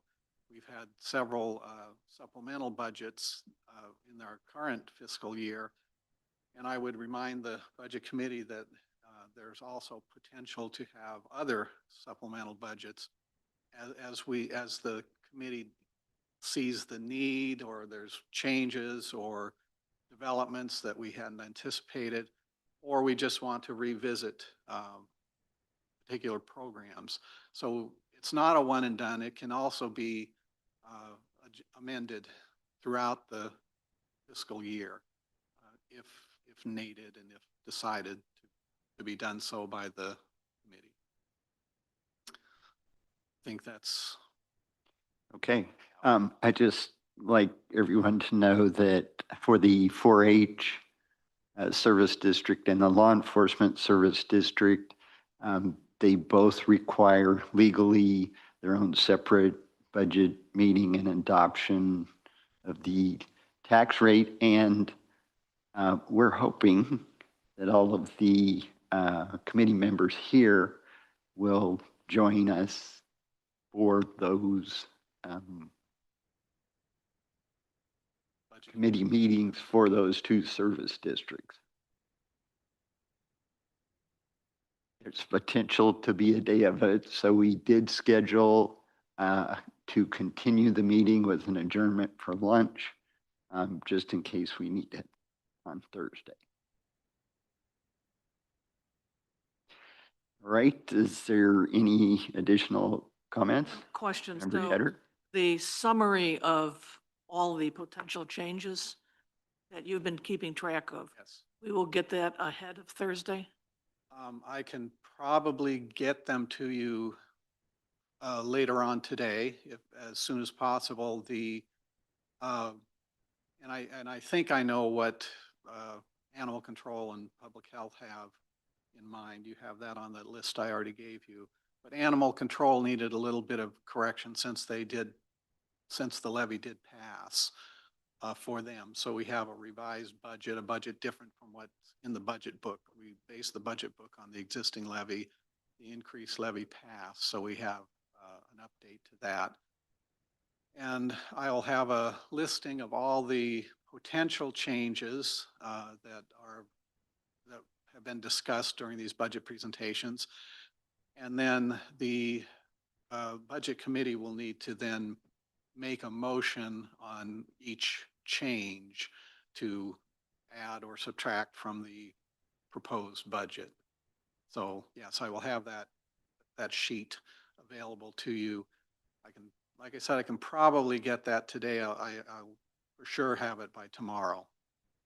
You'll email it to us? I can email it to you, whatever's most convenient. Would appreciate that. Okay. And there was a request by member Kirby for budget to actual. To actual. When would you will email that to us? If you would like, I can do that. I think so. I think it can be yeah. Should be fine. So you Before, can expect two reports. I think the report is a fairly quick report, is it not, to get that out of the system? Yeah. So just to give us time to make sure we can look at it, make sure it fits what the need is in the request, it'll either be later on today or tomorrow. okay. Any additional I Or have a call-outs? question for you, sir. Sure. So, and maybe it's, again, I don't know if it's appropriate or not, but so all of the asks that have come before us in the budget and then the additional asks that were on the sheet, let's just say pie in the sky, they're all granted. Is there some way to know what that does to the financial stability of the county as a whole before we do that? Or if some portion of that we, I will show you where the money's coming from. For the most part, of course, this is a general fund request. So most of the funding requests will be, end up being a reduction in the general fund carryover, reserved for future expenses for the most part. And that, the impact on that, which I'll make that part of the presentation, but basically what we're looking at is that this year for June 30 of 2027, we were looking at about a $3 million increase in the reserve for future expense, which is a reserve that's meant to smooth out any shortfalls in the law enforcement programs. So we were looking to supplement that reserve to be able to have a stronger balance available in case there was some shortfall. So most of the funding requests will come out of that. And instead of a 3 million increase, it will be, well, if you granted everything, it would be a wash. Be a decrease Yeah. problem. Yeah. Thank you. All right, anything additional? I may have misunderstood. You said that there's a new animal shelter The animal levy. Yeah. levy, yeah, and It- there's a difference in what we 16. have in our book. Yeah, we based this on the current levy of 11 cent, and Right. they passed the levy of 16. So there's a revised budget that Okay. takes into consideration the new levy. And have we gotten that yet? No, No, okay. and they're going to present on Thursday. They're going to present their revised budget on Thursday. And you'll have it. We'll have that as packet. Okay, and any more questions? Okay, with that, we will meet again Thursday morning and bringing picnic lunch because we're going to make a day of it. And so at this point, we will adjourn the meeting until Thursday.